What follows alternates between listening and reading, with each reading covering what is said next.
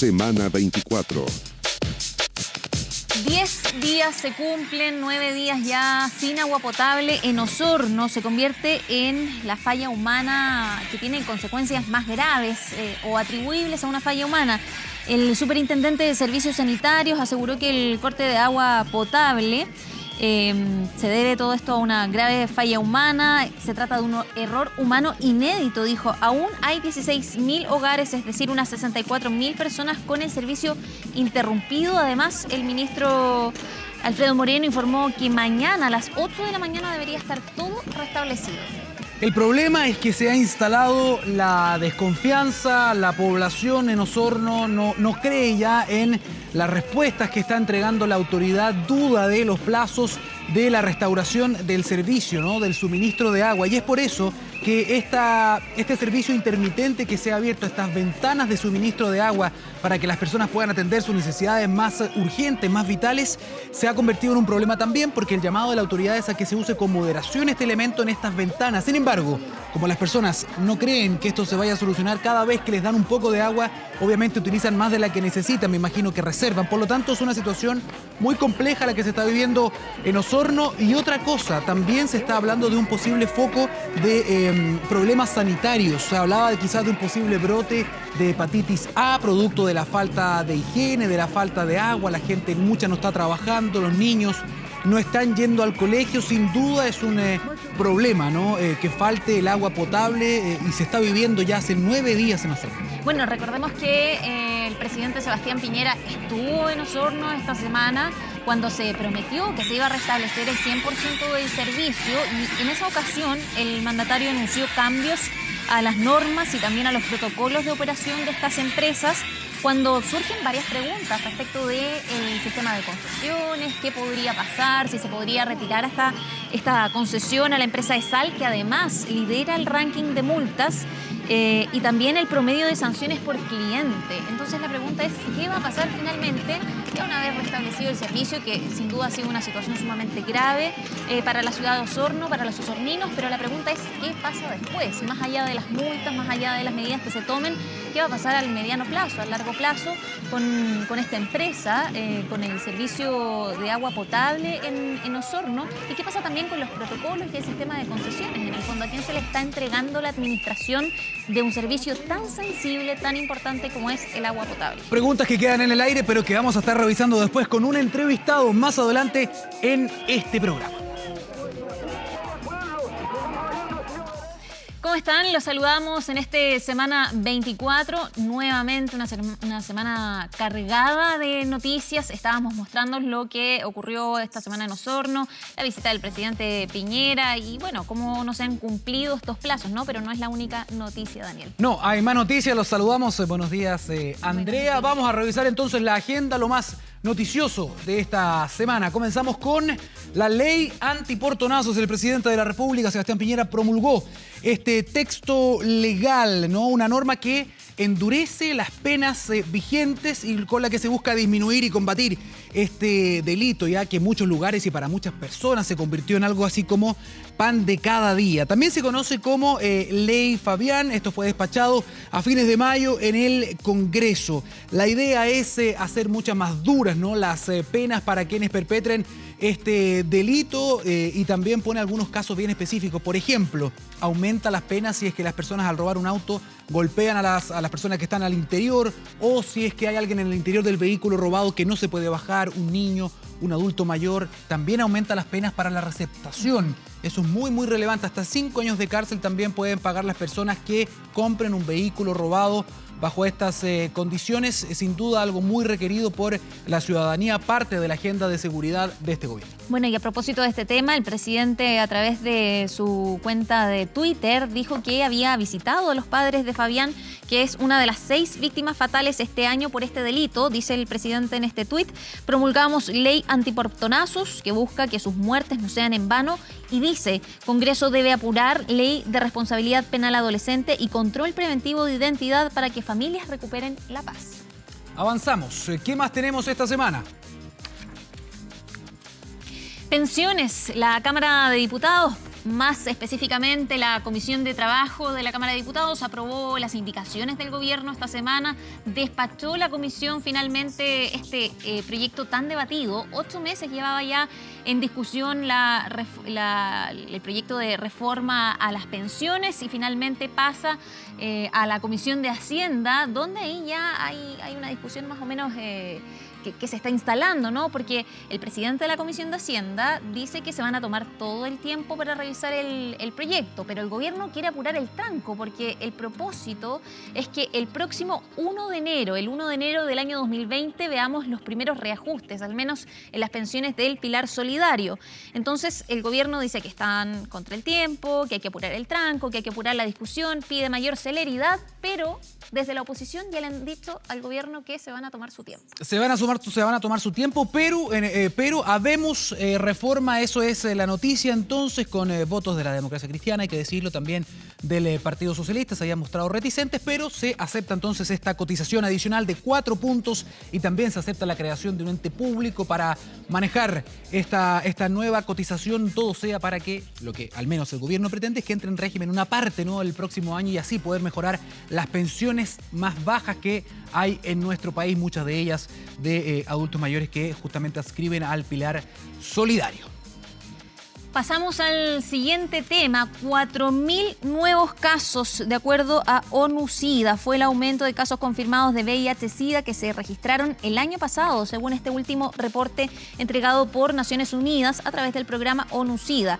Reporte internacional que nos mostró como el país que pasó de 67.000 casos en 2017 a 71.000 en 2018, transformándonos en el territorio con mayor alza porcentual de nuevos casos, entre 2010 y 2018. Así es, bueno, pese al incremento de estos contagios, usted podrá pensar, bueno, es una mala noticia. Según el MinSal, el Ministerio de Salud, dicen que estos resultados serían positivos, muy entre comillas, porque darían cuenta de un mayor número de pesquisas, ¿no?, de casos orientados en los que los contagios, las personas hicieron los exámenes y conocen su estado. El gran problema con esta enfermedad son las cifras negras, la cantidad de gente que no sabe que tiene la enfermedad y por lo tanto la sigue contagiando porque no se está haciendo el tratamiento.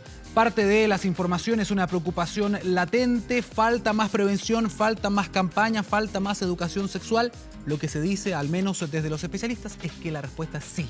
Así que esta es una cifra, ¿no?, que debería llamar la atención y quizás motivar algunos movimientos en las políticas de campaña y concientización sexual. Bueno, hubo una polémica también esta semana respecto de este tema porque el ministro de Salud, Jaime Mañalich, dijo que lo fundamental es lograr que la gente que vive con VIH lo sepa.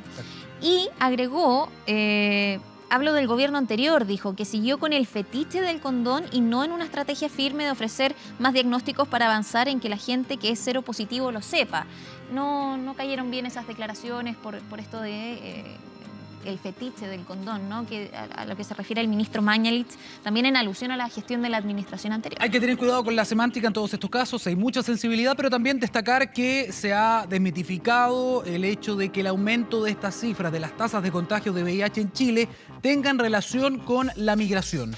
También se dijo que no había una comprobación directa, esos son mitos nomás que se están manejando a nivel de la sociedad, así que es bueno también destacar. El exministro de Salud se había referido también a ese tema, claro. Declaraciones que en su momento también resultaron bastante polémicas. Pero al menos el señor Mañalich dice, hasta el momento no hay una comprobación, así que no mezclemos peras con manzanas. Bien, volvemos en semana 24, los volvemos a saludar. Ahora sí, es así en nuestra cámara, me estaba equivocando. Bueno, los saludamos nuevamente a esta hora, sábado de la mañana, 10 de la mañana con 44 minutos. Y antes de pasar a la primera entrevista de esta jornada, los queremos invitar. Recuerden, tenemos un hashtag. Ustedes pueden ser nuestro cuarto panelista, Gato Semana 24, para que también le hagan preguntas al invitado que tenemos acá listo en estudio, Andrea. Sí, estamos con el doctor Carlos Rivera, el jefe de urgencia de la clínica de la Universidad de los Andes y además académico de la misma casa de estudios, porque queremos hablar del virus incisional. Hay alerta sanitaria en la región metropolitana, hay altos índices de hospitalización, así que saludamos de inmediato al doctor para preguntarle sobre todos estos temas. Doctor, ¿cómo está? Muy buenos días. Buenos días, Andrea, Daniel. Doctor, bueno, preguntemos en primer lugar sobre esta alerta sanitaria. Hay muchos que dicen que llegó bastante tarde. Se trata de mayores recursos en el caso del sector público, especialmente cuando estamos viendo también altos índices de hospitalización. ¿Le parece a usted que llega la alerta sanitaria un poco tarde, también quizás comunicacionalmente? Porque hace varias semanas que ya estamos hablando de este brote importante de virus sincicial. Bueno, yo creo que lo más importante es recordar de que llevamos varias semanas con el problema de la influenza. La alerta sanitaria del virus sincicial no tiene relación con el impacto en la población necesariamente. Es decir, aquí hay un instrumento que pone a disposición la autoridad y yo creo que lo pone oportunamente. No es por defender un instrumento legal, pero llega en el momento en que los índices obligan a tomar estas medidas. Y hay que acordarse que son medidas bastante extraordinarias. La gente suele confundir las cosas y piensa que por eso recién ahora empezamos a hacer cosas. No, permanentemente hay centros centinelas que están monitorizando la cantidad de casos que se están presentando de una determinada enfermedad.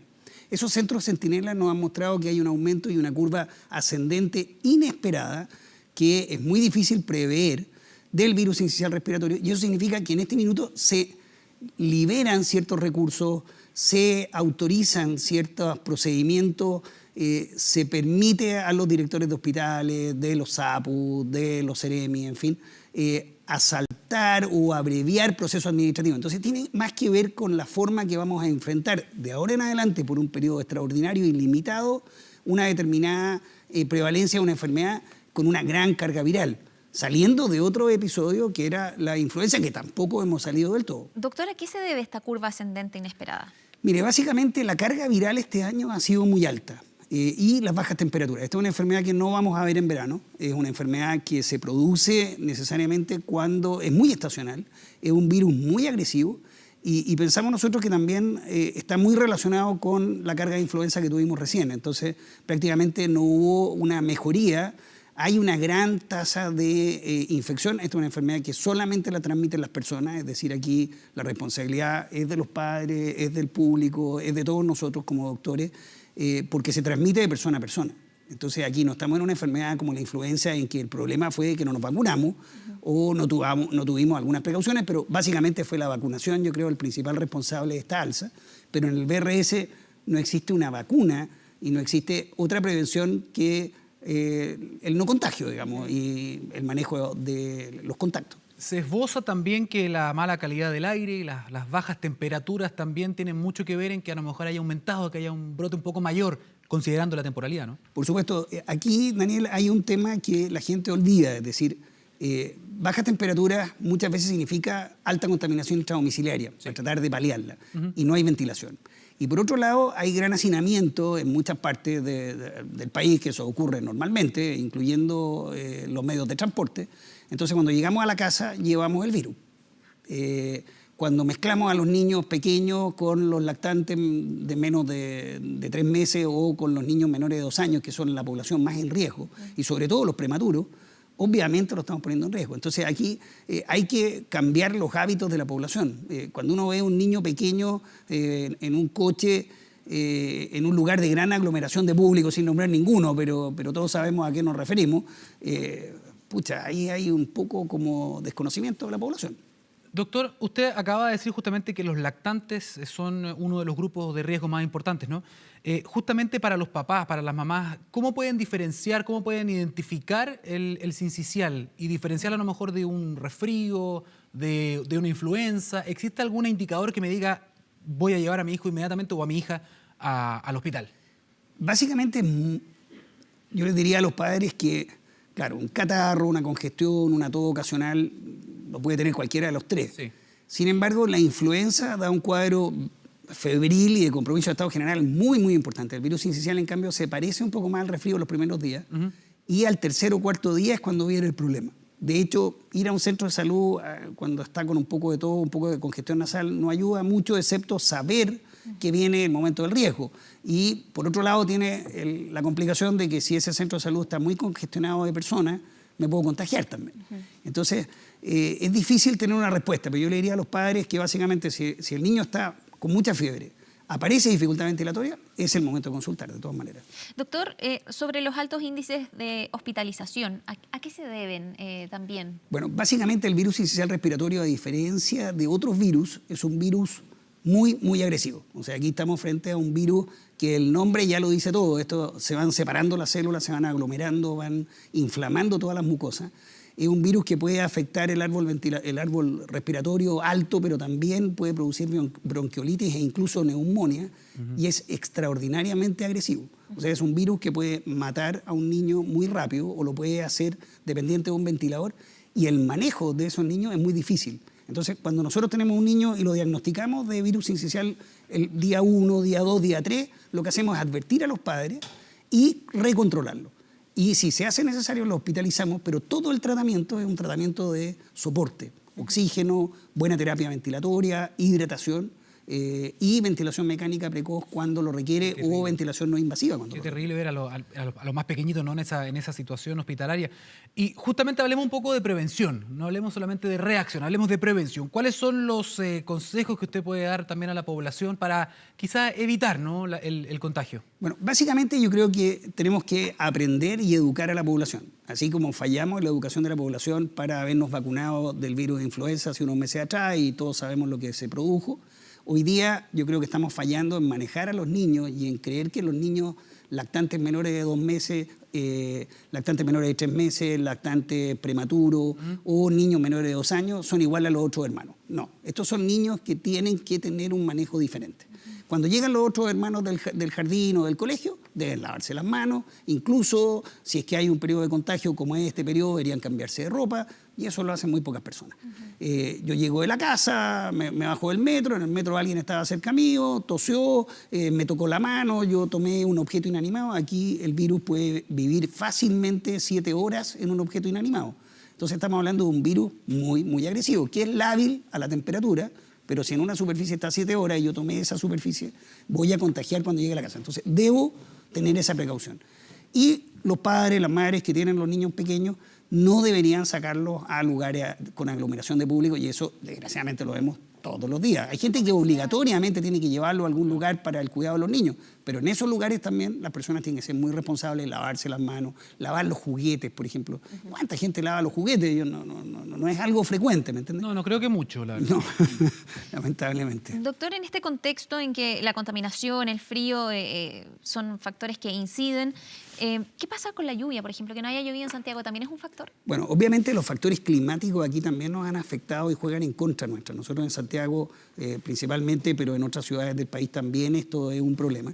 En general, la contaminación ambiental juega en contra, el tabaquismo juega en contra, de modo que también tenemos que ser súper cuidadosos en eso, es decir, es el momento de también aumentar la fiscalización y aumentar la prevención. Entonces, yo creo que ahí es una labor de todos contaminamos y bueno, podemos tal vez juntarnos todos, ir en un solo auto y no en todo, no usar las chimeneas, no usar y ventilar las casas. La gente pone la calefacción a veces a parafina, incluso, que da una falsa sensación de seguridad, y la tiene prendida todo el día y además ni siquiera le hace mantención. Entonces ahí también hay un mal uso de algunos recursos. Hay mucha gente que usa la leña, sobre todo en el sur, donde no hay acceso a otras cosas, a otras alternativas. Bueno, tiene que ventilar la casa, ventilar los ambientes.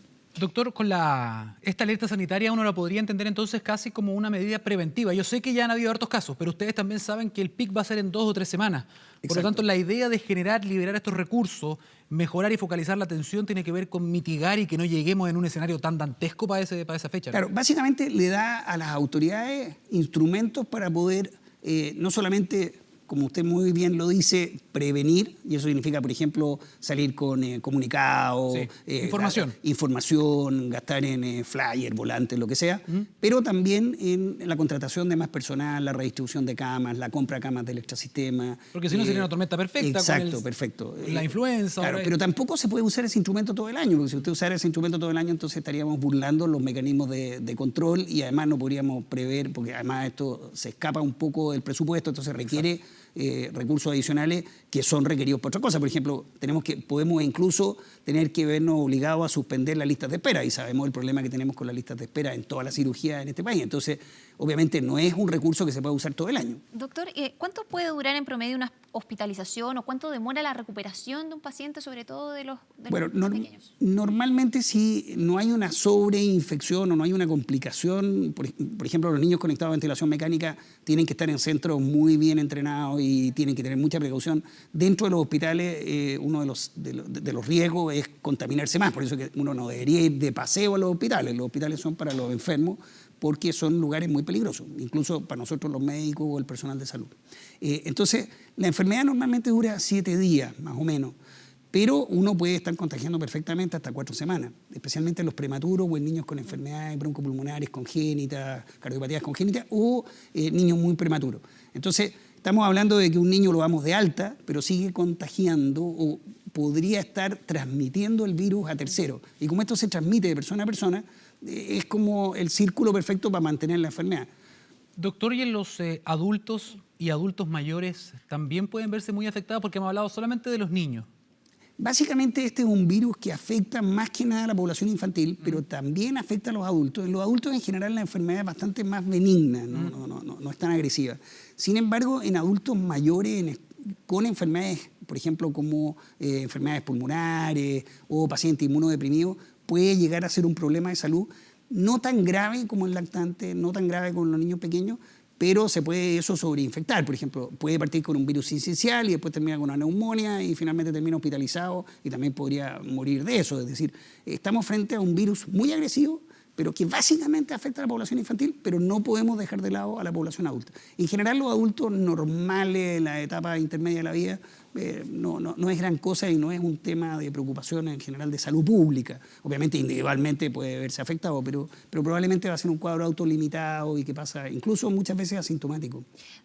Doctor, ¿puede haber algún paciente que tenga virus sincicial reiteradamente, es decir, de un año a otro, sí, que estén más vulnerables quizás? Mira, una de las cosas que ocurre, Andrea, es que los pacientes que hacen virus sincicial crean una hiperreactividad bronquial. Hiperreactividad bronquial, para entenderlo, explicarlo mejor, es un poco como un asma, ¿sí? De alguna manera.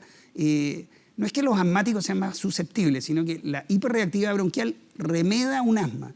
Y además el niño genera una inmunidad que es muy, muy transitoria. Esa inmunidad que está en la mucosa, y generalmente la transmisión esta no es por gotitas como la influenza, es una transmisión en las mucosas, más bien en las manos, en las vías respiratorias superiores, incluso por la conjuntiva ocular. Crea esta hiperreactividad y eso nos puede complicar. Entonces, la verdad que el niño se hace recurrente y como la inmunidad es muy transitoria, es por inmunoglobulina A que vive muy poco, y es muy poco efectiva porque dura 4 semanas, 5 semanas. Entonces el niño es un recurrente consultor en los servicios de urgencia y nosotros sabemos, ya tuvo BRS, entonces inmediatamente se prenden todas las alarmas. ¿Dentro de un mismo año podría tener varias veces? Varios episodios, lamentablemente. Algunos de esos pueden no ser tan graves como la primoinfección, pero si se sobreinfecta podría ser terrible. Entonces la verdad que vuelve crónico o semicrónico por largo tiempo a un niño que era sano. Entonces, aquí la principal precaución, la vacuna del virus sincicial es la prevención. Doctor, hay unos comentarios ahí que me están soplando. ¿Es cierto que la leche materna aumenta la inmunidad contra esta enfermedad o eso es un mito? No es un mito. La lactancia materna es siempre beneficiosa. No solamente por los vínculos y los lazos que crea con la madre y por eso que se prolongó el periodo de ¿cómo se llama?, licencia postnatal, en fin. Pero la lactancia transmite inmunidad. Lamentablemente, a diferencia de otras enfermedades, no transmite una inmunidad tan permanente y tan perfecta como en otras enfermedades. Entonces, esta IgA dura no mucho, pero ayuda de todas maneras. Pero lamentablemente no es tan buena como en otras enfermedades y por eso que siempre nosotros los médicos recomendamos a las madres en la medida de lo posible, por eso la ley protege los periodos de lactancia, en fin, y somos tan recurrentes en eso. Hay, diría yo, 2 buenas noticias. Una de ellas relacionada a este tema es que este fin de semana se espera lluvia, así que algo va a mejorar las condiciones del aire, las condiciones de ventilación. El frío se va a mantener, así que se va a mantener todo concentrado todavía, pero al menos va a llover un poco. Y la segunda noticia que tiene que ver más con ciencia, ¿no? Hay un especialista en Chile, el doctor Calergis, que está hace 10 años en el Centro de Inmunología, está trabajando en una vacuna, justamente, que ya están probando en seres humanos y que ha tenido buenos resultados hasta este momento. Así que puede que eso es de carácter mundial, así que puede ser una solución interesante que nace desde Chile. Y tomándome de ese punto, me gustaría una reflexión de su parte, ya que estamos también enfrentando un brote muy fuerte de la influenza.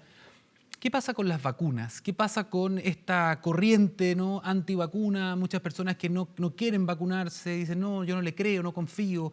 ¿Han visto ustedes algún correlato concreto? ¿Han aumentado los casos producto de gente que no se quiere vacunar? Bueno, el mejor ejemplo es lo que ocurrió con la influenza. Es decir, nosotros el año pasado la vacunación de influenza fue mucho mejor que este año. Este año, lamentablemente, llegamos tarde con la vacuna.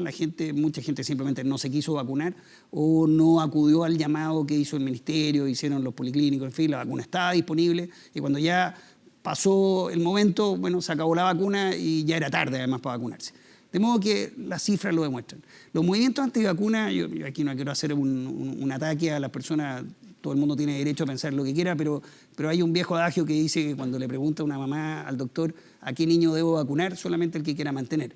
Entonces, la verdad que nosotros creemos que es una torpeza, es decir, ya vivimos la época oscura cuando los niños se morían y la mortalidad infantil era altísima en este país. Este país tiene cifras de mortalidad infantil muy, muy bajas y eso es gracias a políticas de salud pública implementadas hace muchos años y mucha responsabilidad. Entonces, como país, tenemos que seguir siendo un modelo en el mundo en ese sentido.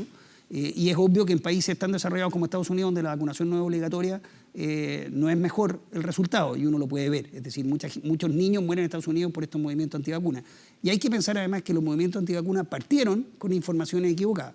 Es decir, exacto, con datos científicos alterados, con personas que trataron de buscar protagonismo.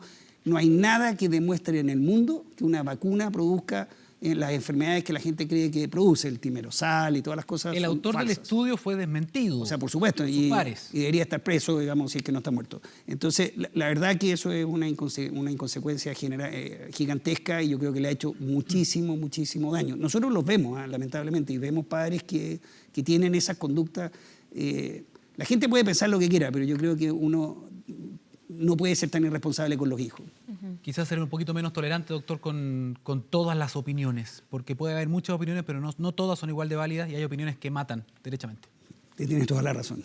Doctor, muchísimas gracias. Carlos Rivera, jefe de urgencia de la Clínica Universidad de los Andes y también académico de la universidad. Muchísimas gracias. Muchas gracias a usted. Buen Muchas gracias a los espectadores. Vamos con el siguiente anticipo, el corte de agua. 9º día sin servicio de agua potable en Osorno y vamos a estar hablando de este tema con un experto, así que espérenos.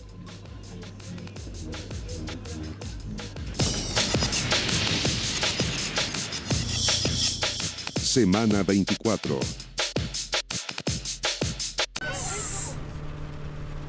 Papá. Dime, hijo. Necesito que me hagas un favor. Claro, dime, ¿qué pasa? Nos han llamado que han entrado a robar los vecinos. ¿Qué dices? ¿Te puedes pasar por casa para ver si está todo bien? Claro, ahora voy para allá.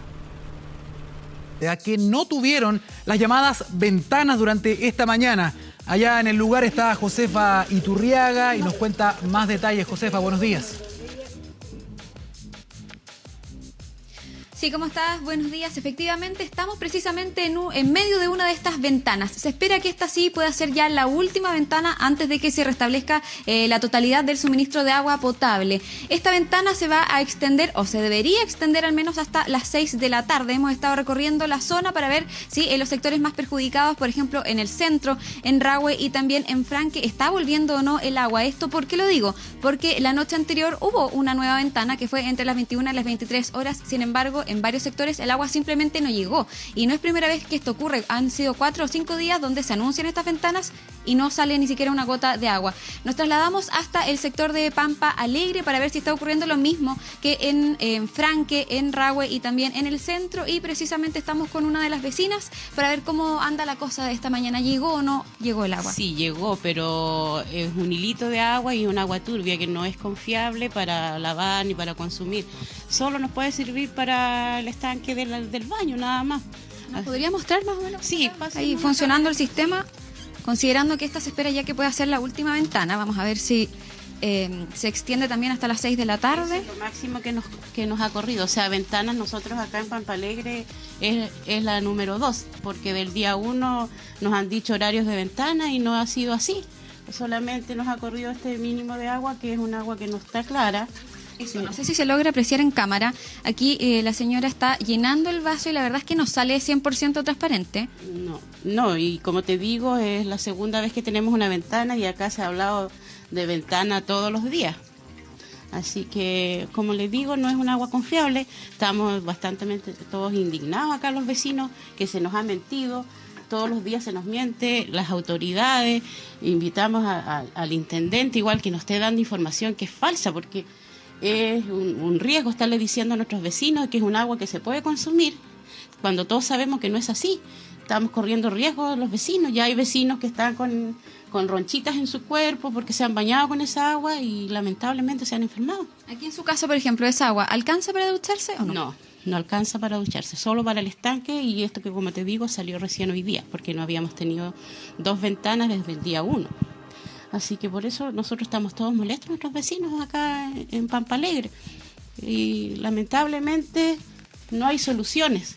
Esperemos que ahora ya comiencen a haber soluciones, porque son puras promesas y nada de cosas verdaderas, como se han dicho, puras mentiras.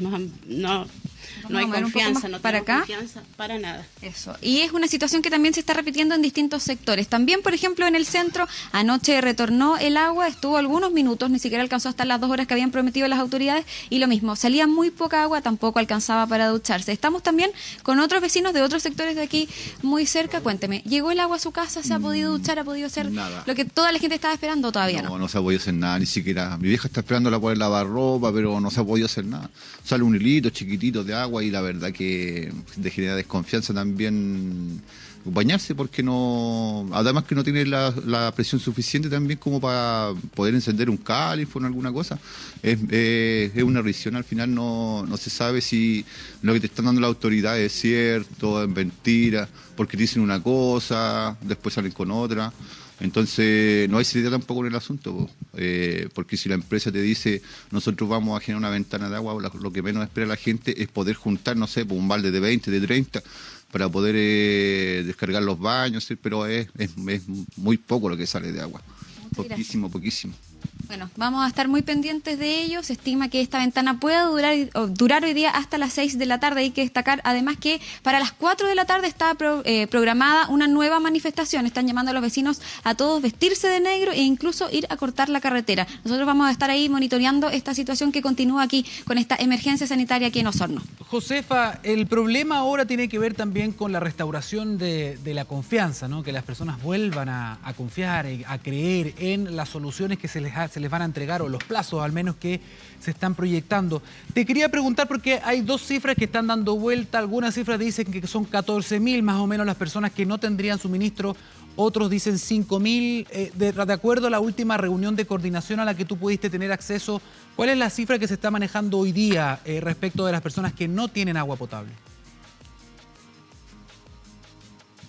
Sí, hasta ayer la cifra oficial eran cerca de 15.000 personas todavía sin agua potable. Esto concentrado en el sector de Rahue, Centro y también de Franque. Hasta anoche esto se mantenía porque tras esta ventana la gente no tuvo agua nuevamente en dichos sectores. Sin embargo, durante esta mañana este servicio se ha ido normalizando muy lentamente, así que vamos a estar muy pendientes de lo que diga ESAL, también de este nuevo comité operativo de emergencias que se va a realizar cerca de las 4 de la tarde para ver si se actualiza o no esa cifra y si es que es definitivo que hoy día se va a realizar esta ventana y que ya mañana debería llegar el agua, según lo que dijo el ministro Alfredo Moreno.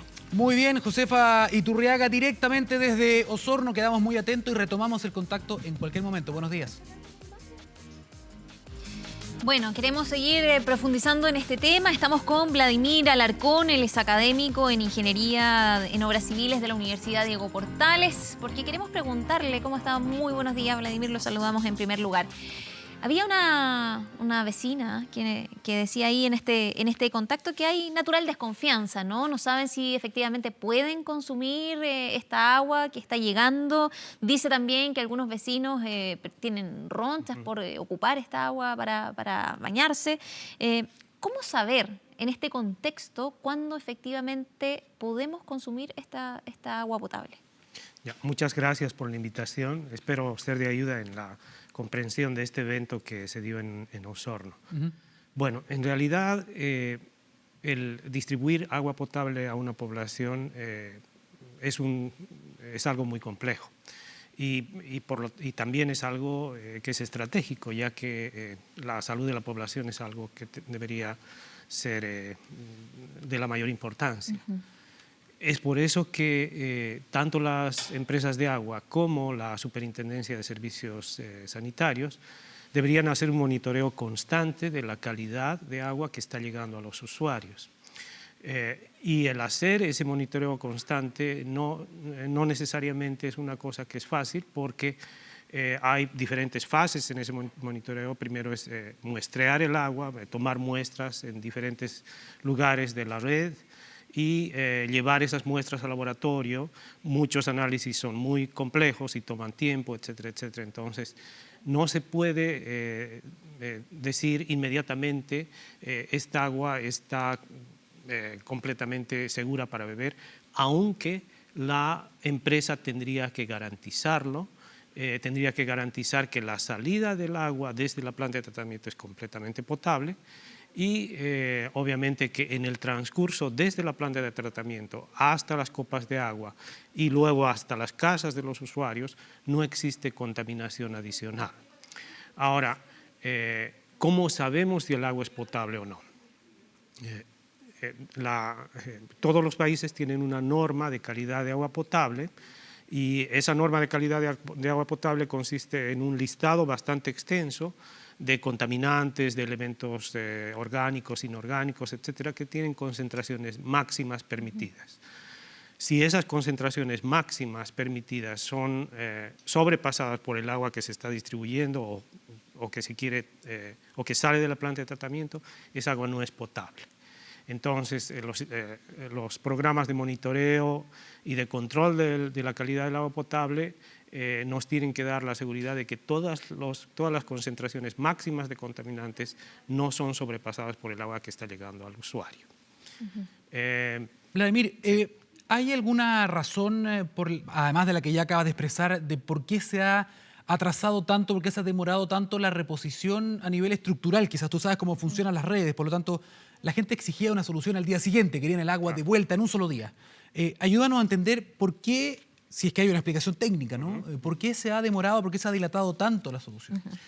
Es porque la contaminación con petróleo, con hidrocarburos que ocurrió, la planta no pudo manejar esa contaminación, no pudo tratar la contaminación. Y el petróleo se mezcló con el agua cruda que entraba a la planta, pasó por todas las fases de tratamiento que hay en la planta de tratamiento de Caipulli. Todos esos procesos no lograron eliminar el petróleo, y el agua que salía de la planta de tratamiento todavía contenía petróleo. Hay reportes de que incluso en las copas de agua existía residuos de petróleo, etcétera, etcétera. Entonces fue un caso de contaminación bastante grave. Lo que la OMS recomienda que cuando hay contaminaciones por hidrocarburos, lo primero que hay que hacer es contener el agua que ha sido contaminada y no dejar que fluya, que viaje a otros lugares, menos a los usuarios de agua potable. Eso es lo que inicialmente parece que la empresa trató de lavar los filtros que estaban demasiado sucios con petróleo, que no resultó. Ese proceso no resultó, entonces decidieron cambiar el medio filtrante de los filtros. El medio filtrante de un filtro en una planta potabilizadora de agua consiste en material granular, grava, arena y antracita.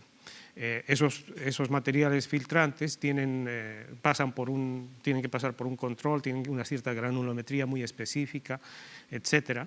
Y como tenían que cambiar este material filtrante y no existía ese material filtrante en Osorno, tuvieron que encargarlo y traerlo desde Osorno. Eso tarda mucho tiempo, ¿no? Vladimir, en ese sentido, el presidente esta semana anunció cambios a las normas y también a los protocolos de operación de estas empresas, de las empresas sanitarias.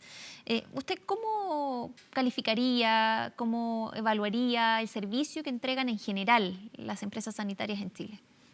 Bien. Dado que no existen, bueno, obviamente existen eventos de emergencia, en Santiago lo tuvimos cuando, por ejemplo, hubo un exceso de turbiedad en el río Maipo y el agua potable se tuvo que racionar en varias comunas de Santiago. Entonces, evidentemente que quizás se tendría que hacer crear mecanismos de control de la gestión de estos recursos hídricos. El hacer, por ejemplo, que las empresas de agua dispongan de suficiente personal en las plantas potabilizadoras.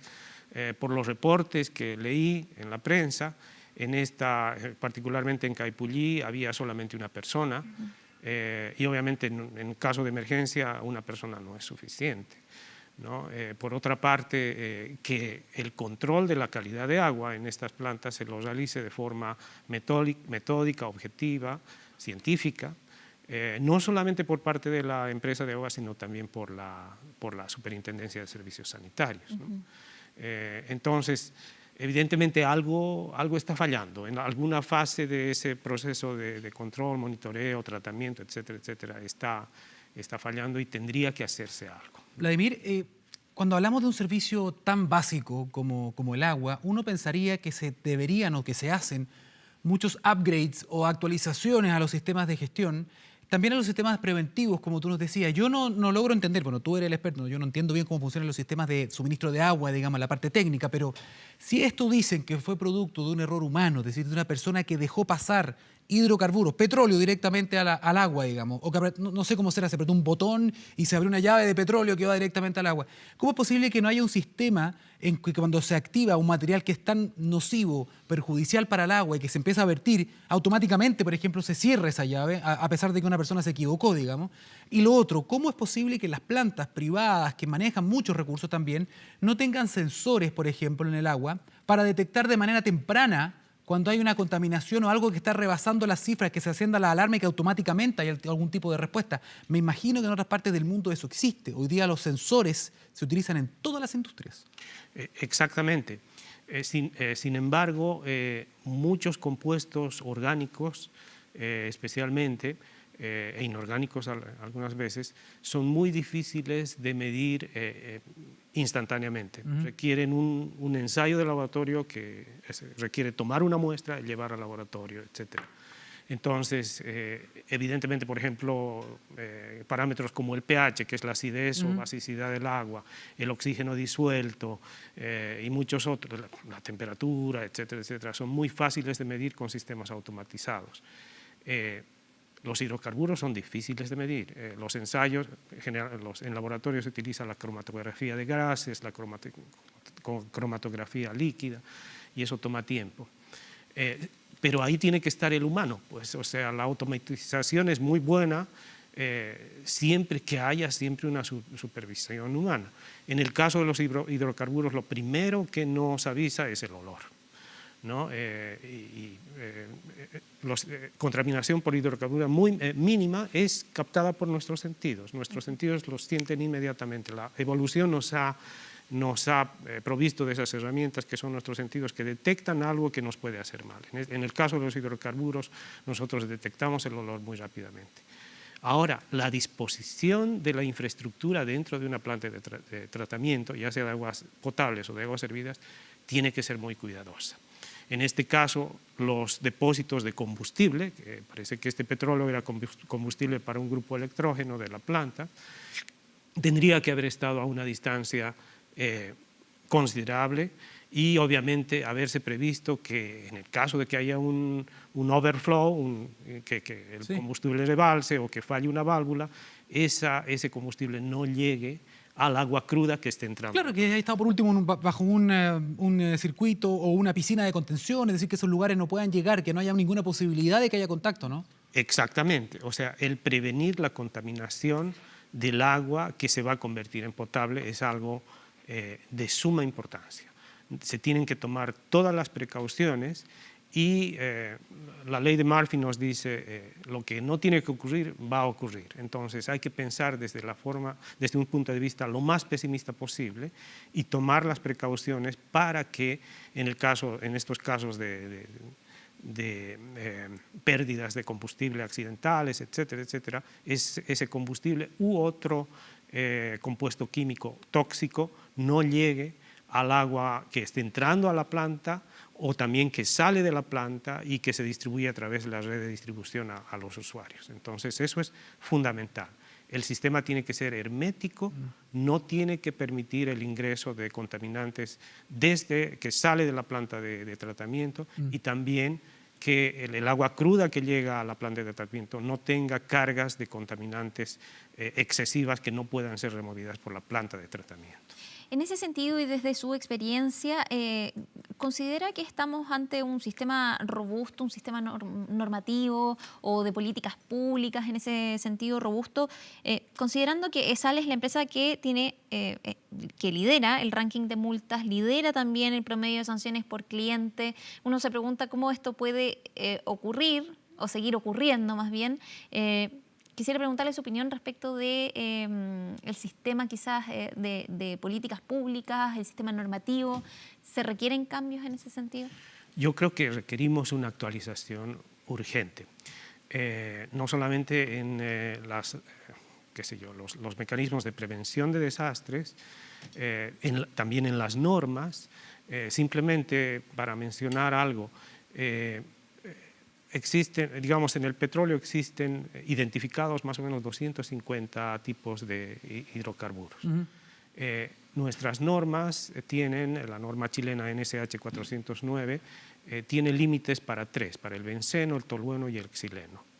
Pero existen otros más que incluso internacionalmente las normas de otros países están investigando qué es lo que puede ocurrir. Entonces, solamente relacionado con hidrocarburos tenemos que actualizar nuestras normas y hay otro tipo de contaminantes, los contaminantes que no son tradicionales, contaminantes emergentes, por ejemplo, los antibióticos, las hormonas, etcétera, y nuestras normas no tienen absolutamente ninguna regulación con respecto a esos contaminantes. ¿Y cómo se podría regular eso? Se tiene que hacer un estudio científico, ver qué se está haciendo en otros países y actualizar nuestras normas, quizás incluyendo mayor cantidad de contaminantes, etcétera. Eso en cuestión de calidad de agua.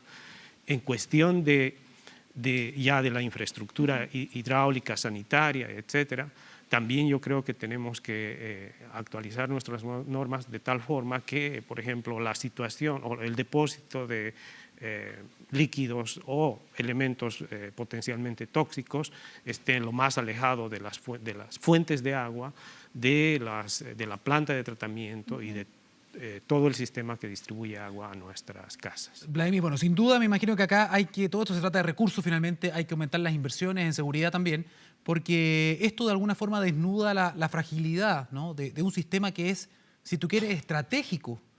También, insisto, para mí es muy difícil concebir la idea de que un solo error humano, las personas se pueden equivocar, habrá que ver las condiciones en las que estaba trabajando esa persona, pero se pueden equivocar. Entonces, un error humano que pueda acabar con toda una ciudad sin agua durante casi 10 días, llama mucho la atención y habla mucho en el fondo del sistema también y de los protocolos.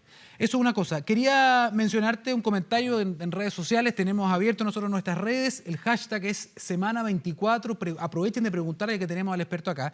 Scarlett dice, corte de agua en Osorno, qué bueno que se hable de este tema. Dice, esto es un desastre ecológico mayor. Dice, será mucho tiempo quizás el daño, dice. Y pregunta, si hay tubos de cemento, ¿esto se absorbe y queda ahí por siempre? Bueno, en general los sistemas de distribución de agua no usan el cemento. Ya.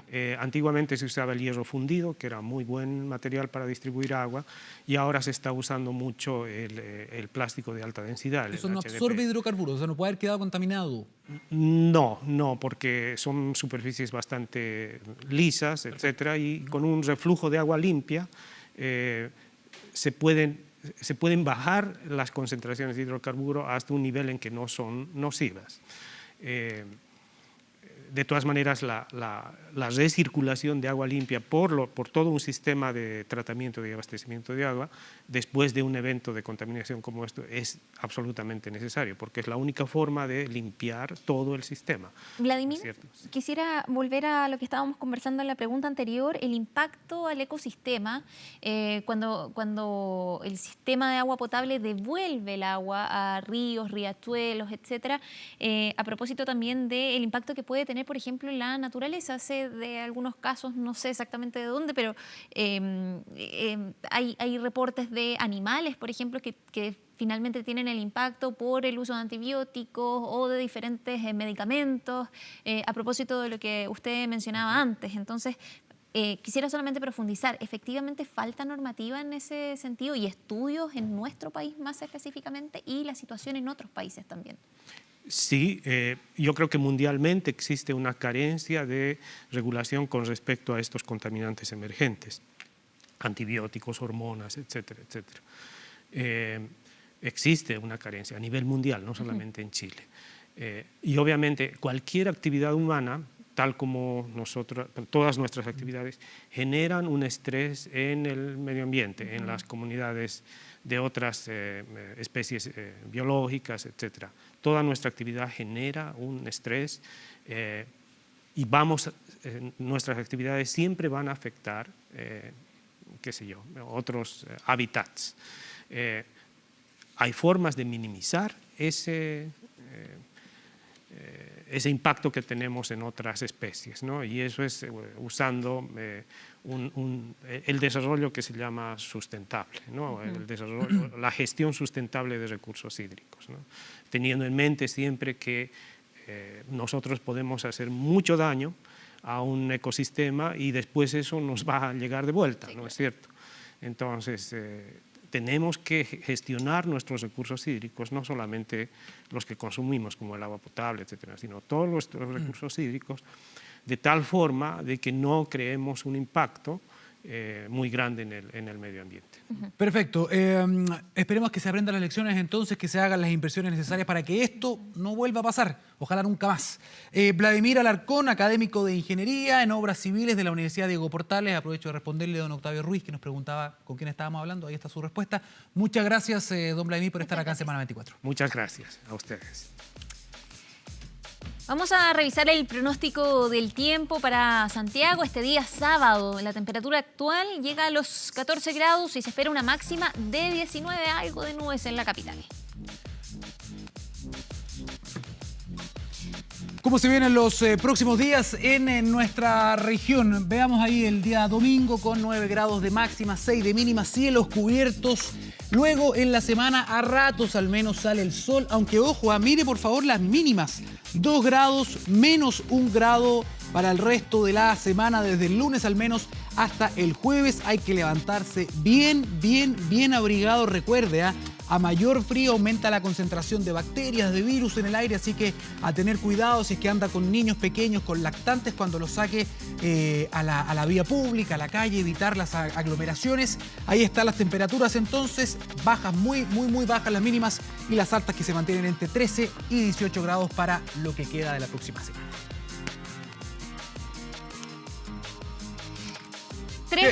Vamos, ya, Daniel. Voy yo. Cedo. 3 hombres viajaron a lo que podría ser una muerte segura. 400.000 técnicos los apoyaban desde la tierra. 650 millones de personas vieron la aventura al mismo tiempo. Esta noche TVN va a transmitir en exclusiva la segunda parte del documental Persiguiendo la Luna. Una pieza única que lo va a acompañar para que usted reviva como nunca antes la hazaña espacial más grande de la humanidad. Mire. 10, 9, 8, 7, 6, 5, 4, 3, 2, 1. ignition. Conmemoramos los 50 años de la llegada del hombre a la Luna con un documental exclusivo. Descubre la historia nunca antes contada detrás del viaje que cambió la humanidad, persiguiendo la Luna. Este viernes y sábado, 22:40, solo por TVN. Bien, ahí estamos viendo algunas imágenes entonces de este documental. Hoy día, 22:40 horas, la segunda parte y final, Persiguiendo la Luna en español, Chasing the Moon se llama. Es un documental histórico que tiene videos caseros, el relato de las familias, las historias de los astronautas, conversaciones secretas entre presidentes, todos los detalles. Hay material que nunca se ha visto, que no está editado, que usted va a poder ver para revivir el minuto al minuto de esta hazaña, de esta odisea espacial, la conquista del cosmos, un avance gigantesco en la ciencia, en la tecnología para toda la humanidad, producto de el combate entre dos grandes, de dos superpotencias, la Unión Soviética, Estados Unidos, en plena Guerra Fría. Querían ver quién llegaba más lejos. Todo partió como una competencia incluso de tecnología militar, pero terminó siendo un capítulo, algunos dicen, virtuoso de esta Guerra Fría, donde se crearon muchas tecnologías, donde se empujó el avance de la ciencia. Y pudimos ver, se lo adelanto en todo caso por si no veo el primer capítulo, pudimos ver algunos detalles bien desconocidos, bien inéditos también de esta carrera espacial. En su momento el presidente Kennedy ofreció a Rusia trabajar juntos. Después del proyecto Gemini, cuando estaban gastando muchísimos miles de millones de dólares en esta idea de llevar al hombre al satélite natural, se ofreció la idea desde Estados Unidos de trabajar juntos en esta cruzada, no hacerla de Estados Unidos, sino convertirla en una cruzada humana. No se llegó a acuerdo, finalmente fue Estados Unidos el que justamente un día como hoy, pero hace 50 años, llegaría por primera vez a poner un hombre en la superficie lunar. ¿Cuánto sabe, Daniel? Vamos, no sé tanto, sabe mucho más la entrevistada que tenemos en estudio. Eso es en verdad. Este momento. Ya estamos con Mónica Rubio, astrónoma académica del Departamento de Astronomía de la Universidad de Chile. Muchísimas gracias por estar con nosotros, Mónica. Muchas gracias por esta oportunidad de estar con ustedes. Buenos días. Buenos días, Mónica. A mí me encanta cuando te invitan, cuando te veo en diferentes lugares hablando de ciencia, haciendo divulgación de lo que a ti te apasiona, que es la astronomía básicamente, pero me imagino que eres fanática de la ciencia en general. Mónica, me gustaría saber primero, para responder y para saber tu estado personal nomás. ¿Cómo te sientes tú cuando ves que hoy día se está hablando en muchas partes? Primero se habló mucho del eclipse, ¿no? El eclipse solar, que ya llamó mucho la atención, y ahora se cumple esta fecha tan especial para todos los amantes de la ciencia, que es la llegada del hombre a la Luna. Cuando tú ves que hay tanto boom con estos temas, ¿qué te pasa en tu interior? ¿Es una buena señal para la sociedad? O sea, yo me siento sumamente contenta, ¿no? Porque creo que para mí la ciencia es parte de la cultura de una sociedad y es muy importante para el desarrollo de una sociedad también. Entonces, haber tenido estas dos oportunidades, como el eclipse que convocó a todo el país, a todos los ciudadanos, científicos, niños, jóvenes, niñas, y ahora, prácticamente en 10 días después, estar celebrando los 50 años en que la humanidad del hombre pisó por primera vez en la Luna, me parece fantástico. Así que estoy como súper contenta y muy emocionada con el recuerdo de esta hazaña que fue poner un hombre en la Luna. Mónica, hablemos sobre la relevancia de este hito, porque estamos en un contexto, o estamos hablando de un contexto de carrera espacial, ¿no? No fue lo único que ocurrió, pero hablemos de la importancia de este hito en particular para la astronomía. ¿Cuál es el peso de la llegada del hombre a la Luna? Bueno, con respecto a la astronomía propiamente tal, es, yo diría, el inicio de la exploración espacial. Es reconocer de que, dado un esfuerzo decidido, ¿no?, tecnológico, de avance, de desarrollar, pensemos en que nosotros como humanos somos capaces de ir a otros lugares dentro de nuestro sistema solar. Y todo el desarrollo y todo lo que se logra con la misión Apolo, llegar a la Luna, es lo que ha permitido que hoy día tengamos mucha exploración espacial, que se hayan mandado los Voyager que ya salieron del sistema solar, que se haya mandado Rosetta que se logró, ¿no?, Philae posar en un asteroide, en un cometa. Sí. Entonces, la verdad es que yo creo que eso fue el impulso inicial y que, bueno, tenemos que seguir para adelante, ¿no? Ahora, es bien impresionante pensar que esto se logró hace tanto tiempo, 1969, con adelantos tecnológicos que nada tienen que ver a lo que tenemos hoy día. Este fue el precursor de muchas de las tecnologías que hoy utilizamos. Por eso me gustaría preguntarte para muchas personas que dicen, bueno, ¿y qué sacamos o qué sacó Estados Unidos con gastar tantos millones de dólares? ¿Cuál es el impacto que tuvo esto, no solo en la carrera espacial, en el mundo de la tecnología en general, Mónica? O sea, bueno, el impacto es desde la ropa, ya del hecho de crear material que es capaz de estar en estas condiciones y que nosotros ahora, por ejemplo, lo usamos todos los días, el velcro. ¿Ya? Todos los cierres son con velcro y pegamos cositas con velcro, los cuadros en la casa. Bueno, ese fue un desarrollo porque, como sabemos, en el espacio hay que estar sujeto. Y esa fue una manera muy eficiente y efectiva de hacer estos amarres. Esas son algunas de las cosas, y bueno, y en todo el resto de otros ámbitos tecnológicos, ¿cómo se dice? Es difícil la palabra, miniaturización. Miniaturización de todas las cosas, de todos los elementos también. Todo el desarrollo, lo que leía, de lo que me acuerdo, ¿no?, es cómo poder alimentar a los astronautas, desarrollar todas estas cosas empaquetadas que tuvieran las proteínas, el agua, que también es un tema complicado, ¿no? Bueno, y estando en Houston, que tuve la oportunidad ahora en enero de visitar el centro espacial, estuve ahí en la sala de control donde ocurrió todo esto, nos explicaban por ejemplo, el problema de los astronautas mujeres, que no se habían diseñado los trajes para las astronautas mujeres. Nunca habían pensado de que una mujer iba a ser astronauta y por lo tanto los trajes espaciales no estaban diseñados. Entonces, bueno, todas esas cosas finalmente han sido parte de los beneficios, ¿no?, que hemos tenido a lo largo de todos estos años. Mónica, han pasado 50 años, pero la verdad es que uno se da cuenta que todavía hay escépticos, ¿no? Hay gente que duda. ¿Qué le decimos a esas personas que todavía no creen? Qué buena pregunta. Que dicen, esto es propaganda, esto es político, esto no pasó en realidad. ¿Qué le contamos a esas personas desde la evidencia?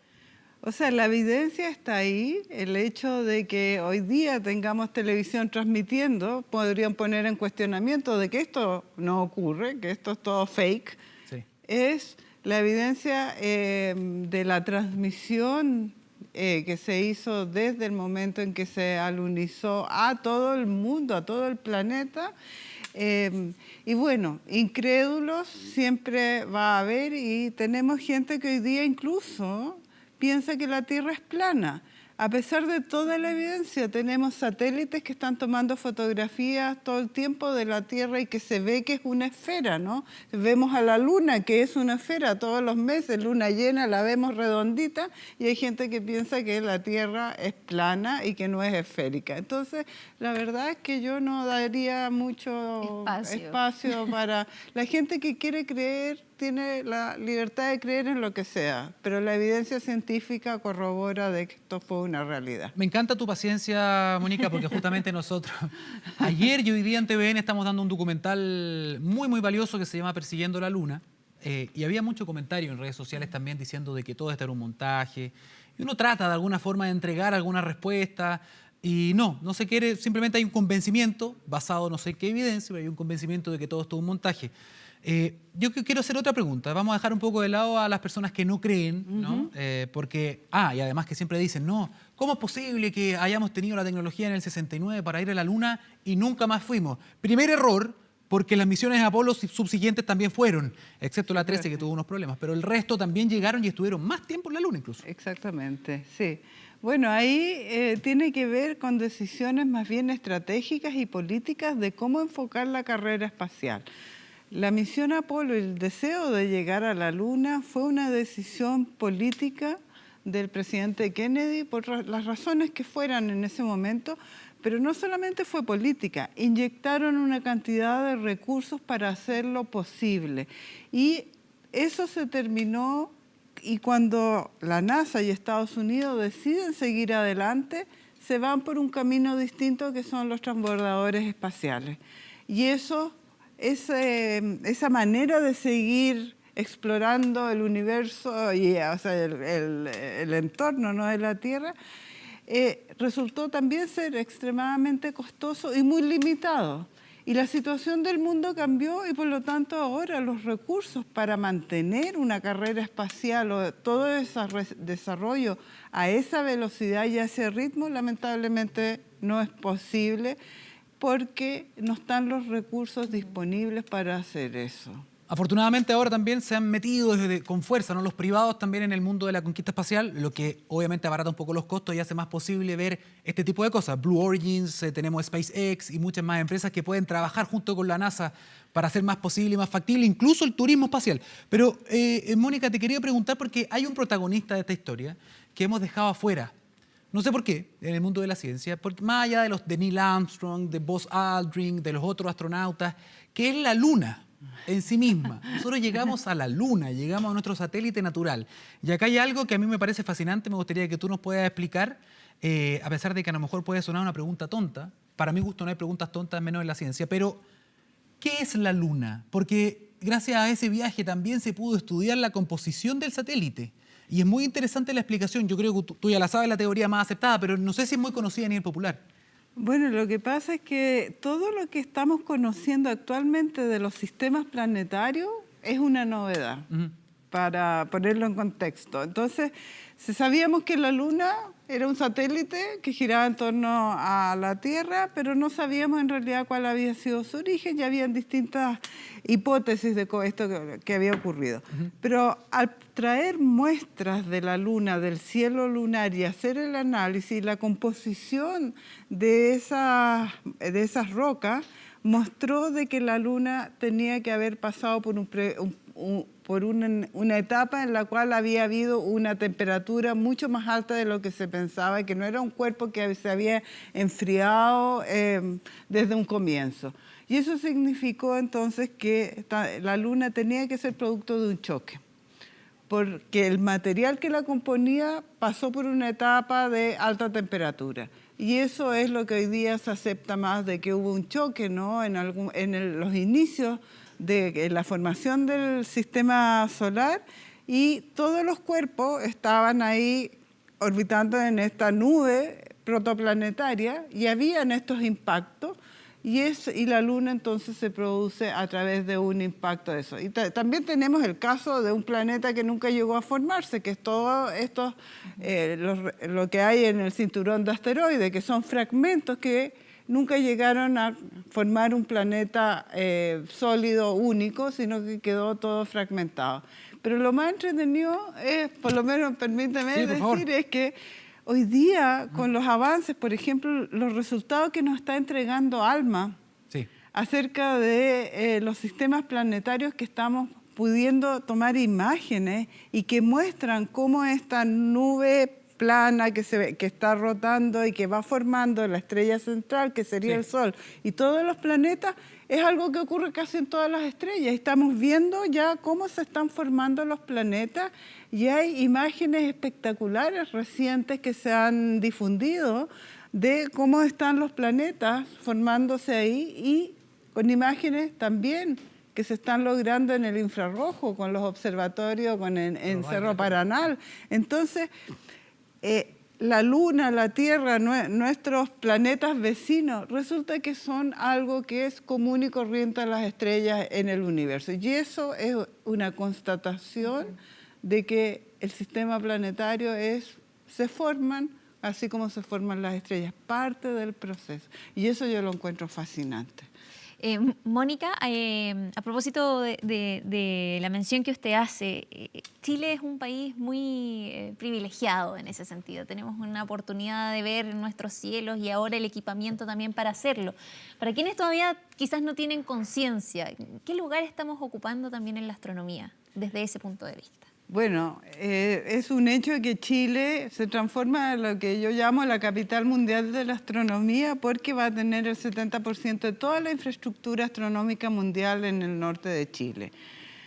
Y eso da una oportunidad enorme de desarrollar no solamente la astronomía, sino que muchas disciplinas asociadas a la astronomía.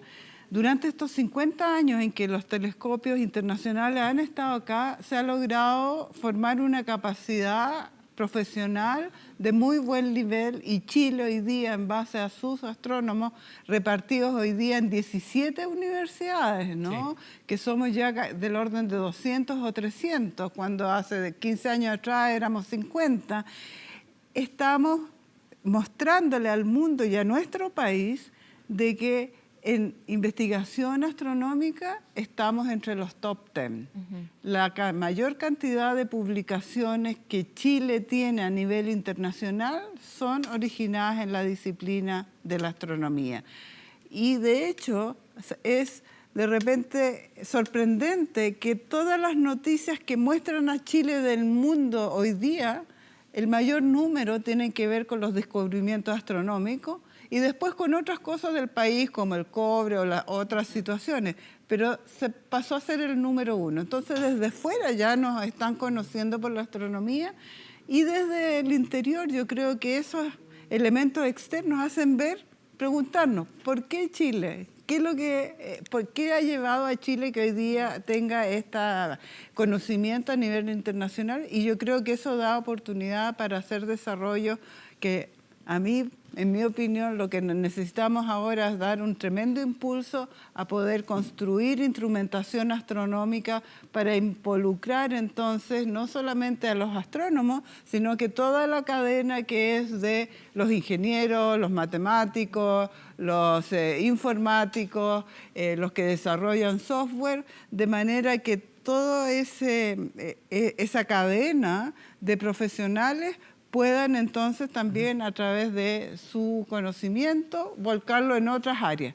Y el público general, me encanta cuando escucho la cantidad de observatorios no turísticos que se han creado en la cuarta región, que es una manera completamente distinta de acercar a la juventud y al público general a mirar el cielo, pero que tiene un beneficio económico para la región porque mueve gente que necesita servicios, que necesita transporte, y yo creo que de esa manera el impacto a nivel país que la astronomía puede tener es realmente muy promisorio en el futuro, y eso ayuda al resto de las ciencias porque se empieza a incorporar en la ciudadanía, en los jóvenes, en las niñas, que hacer ciencia es interesante, es entretenido, y no solamente astronomía, pueden ser en las otras áreas de la ciencia también.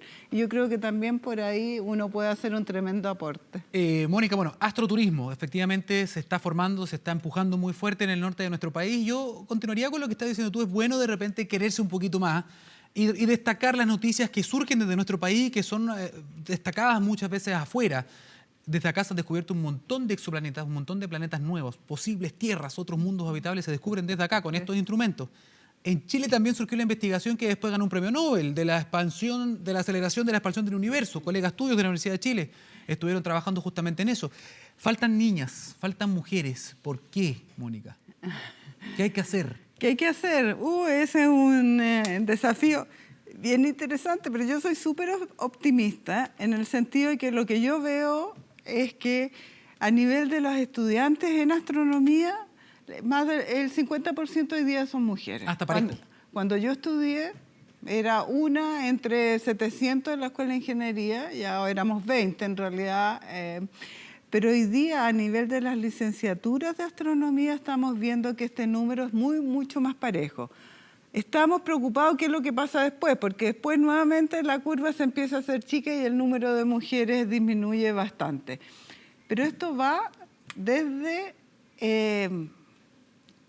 muy temprana edad y tiene que ver con ciertos sesgos inconscientes que hay en la sociedad que son parte de la cultura. Yo tengo 3 hijos, 2 hombres y una mujer. Y a mi hija en el mismo colegio, las mismas profesoras resulta que la orientaban no hacia carreras que tuvieran que ver con matemática, con física, sino que hacia otras áreas, siendo que ella venía de una familia donde hay puros ingenieros, ¿no? Y yo científica. Y desde entonces, desde la básica, hay una tendencia a que las niñitas se fijen en otras áreas. Yo creo que eso lo tenemos que trabajar y desde muy temprana edad decir, no, todas las actividades, la ciencia y lo digo yo, las capacidades y los talentos están repartidos de la misma forma entre hombres y mujeres y mujeres son tan capaces que los hombres. Entonces, no nos desviemos de eso y mantengamos el interés, porque uno ve entonces que hay muchas jóvenes y niñas que tienen interés en la ciencia y yo creo que ahí el sistema educacional y también la sociedad va a ir modificando eso y vamos a tener entonces más mujeres en estas áreas y en la medida que también ustedes, ¿no?, los medios de comunicación muestren de que es posible que haya mujeres que tengan una carrera científica y que han tenido familia y que han podido combinar, ¿no?, la familia con una profesión, mujeres en todos los ámbitos, no solamente la ciencia, pero particularmente en la ciencia, que es un mundo que se ve tan masculino y todas las asociadas con matemáticas, no ingeniería. Yo creo que eso ayuda mucho para que el modelo se transmita y uno diga, pero si ella lo pudo hacer, ¿por qué yo no? A mí me influyó mucho, ¿no? Por ejemplo, bueno, una de las personas que vitales, ¿no?, fue mi mamá, que mi mamá hoy día tiene más de 90 años. Ella fue a la universidad, ella fue una profesional, ella salía todas las mañanas junto con nosotros a trabajar. Entonces, en mi casa, que trabajara la mujer no era algo raro. Y después, cuando llegué a los cursos en Cerro Calán en astronomía, la doctora Adelina Gutiérrez, ¿no?, que fue la primera mujer que hizo un doctorado en astronomía en Chile, antes que cualquier otro colega hombre, que se fue a la Universidad de Indiana en el año 60, o sea, antes de que llegáramos a la Luna. Regresó a Chile el año 64 con 4 hijos. Entonces eso... Se puede. Tenerla de profesora a ella cuando yo me inicié en los cursos era constatar ahí que se podía, ¿no? Porque yo, por lo menos personalmente, para mí era muy importante tener hijos. Yo no iba a renunciar a la posibilidad de tener hijos porque pienso que para una mujer es una cosa, no sé, yo lo encuentro algo...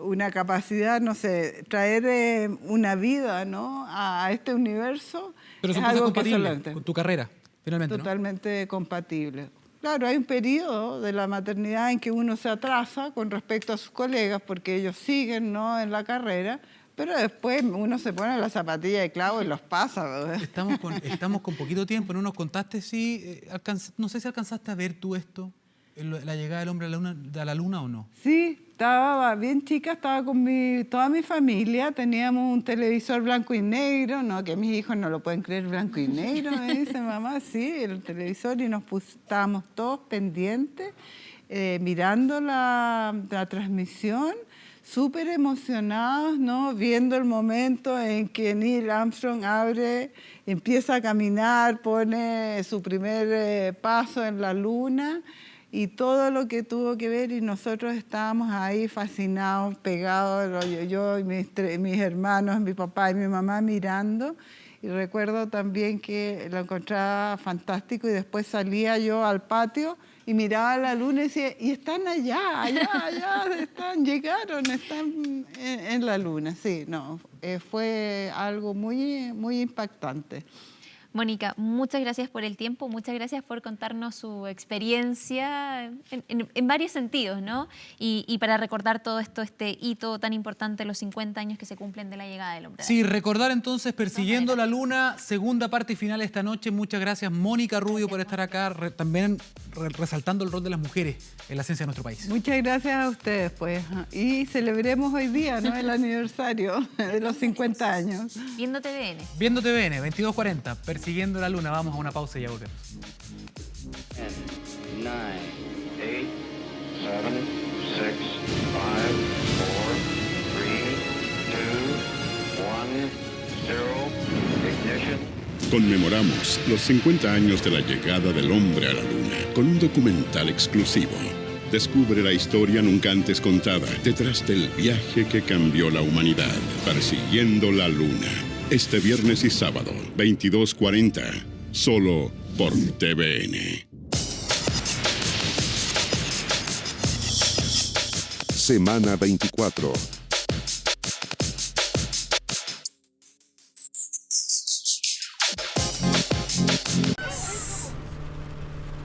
Papá. Dime, hijo. Necesito que me haga un favor. Claro, claro. Dime, ¿qué pasa? Nos han llamado que han entrado a robar los vecinos. ¿Qué dices?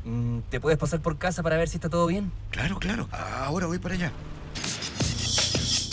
Semana 24. Ya, regresamos con panoramas. Para quienes se quedan en Santiago, estamos con Felipe Mella, director ejecutivo del GAM, para saber qué nos trae el Centro Cultural Gabriela Mistral en estas vacaciones de invierno. Felipe, ¿qué tal? Muy buenas. Hola Daniel, Andrea, gracias por la invitación y gracias por darle siempre un espacio a la cultura, que es muy importante hoy día tener estos espacios en la televisión. Ciencia y cultura, ¿qué mejor? Nada mejor que eso, ¿eh? Una entretenida entrevista sobre Sobre la luna. claro, al llegar a la luna, pero ahora tenemos que hablar también de teatro y especialmente los panoramas entretenidos que tenemos en el Centro GAM, porque el Centro GAM se ha identificado siempre por dar un espacio a todos los temas relevantes que están pasando en el país, en todos los temas más contemporáneos, en las discusiones que pasan hoy día a nivel social. Y para eso también tenemos una propuesta también para los niños, porque hoy día nosotros queremos niños más reflexivos también en torno tan relevante en el país como el tema de la migración, el tema de la diversidad, el tema de los pueblos originarios, y para eso tenemos una cartelera bien entretenida durante este periodo de vacación-invierno para que los niños vayan con sus papás a disfrutar del GAM con unos panoramas muy entretenidos. Tenemos obras de teatro, por ejemplo, Alba y los 100 Pasos, que habla un poco de una niña muy imaginaria, que sueña mucho, pero ella es albina y se siente en un mundo muy extraña. Y durante todo este recorrido de esta obra de teatro, ella se encuentra con otros niños muy especiales y tratan de hablar de los temas que tienen que ver con los prejuicios y la diversidad. Es una obra muy entretenida, la gente tiene que ir a verla porque también aporta mucho al tema sobre estos temas que son tan relevantes. También tenemos una obra que se llama Mito que sanan el alma, que es un típico teatro lambe-lambe, que son estos teatros más íntimos, que son pequeños en cajitas, que son individuales, donde se hablan historias sobre los pueblos originarios. Son obras bien bonitas, muy, como te decía, muy íntimas, donde hablan sobre los pueblos Aymara, Mapuche y Selknam. Entonces, siempre rescatando un poco ese patrimonio vivo que tiene estos pueblos originarios. ¿Cómo ha sido la respuesta? Ya estamos en vacaciones, los niños están con los papás, salen. ¿Cómo ha sido la respuesta de los niños? Porque esto es información que cruza muchos temas culturales, ¿no? Y que están en discusión incluso hoy día. Tuvimos la inclusión, los pueblos originarios. ¿Cómo ha sido la respuesta de los pequeñines? La respuesta ha sido muy buena. Por ejemplo, te pongo el caso, nosotros desarrollamos una escuela invierno GAM, donde tenemos una amplia variedad de talleres enfocados específicamente a los niños, que se agotó el primer día que se pusieron como en oferta en nuestro sitio web. Hoy día tenemos una oferta muy grande de talleres que están agotados, en los cuales eso habla muy bien, al igual que las obras de teatro, que generalmente las han ido a ver y están también casi todas agotadas. Así que yo invito a la gente que se meta a la página del GAM y vea esta gran oferta.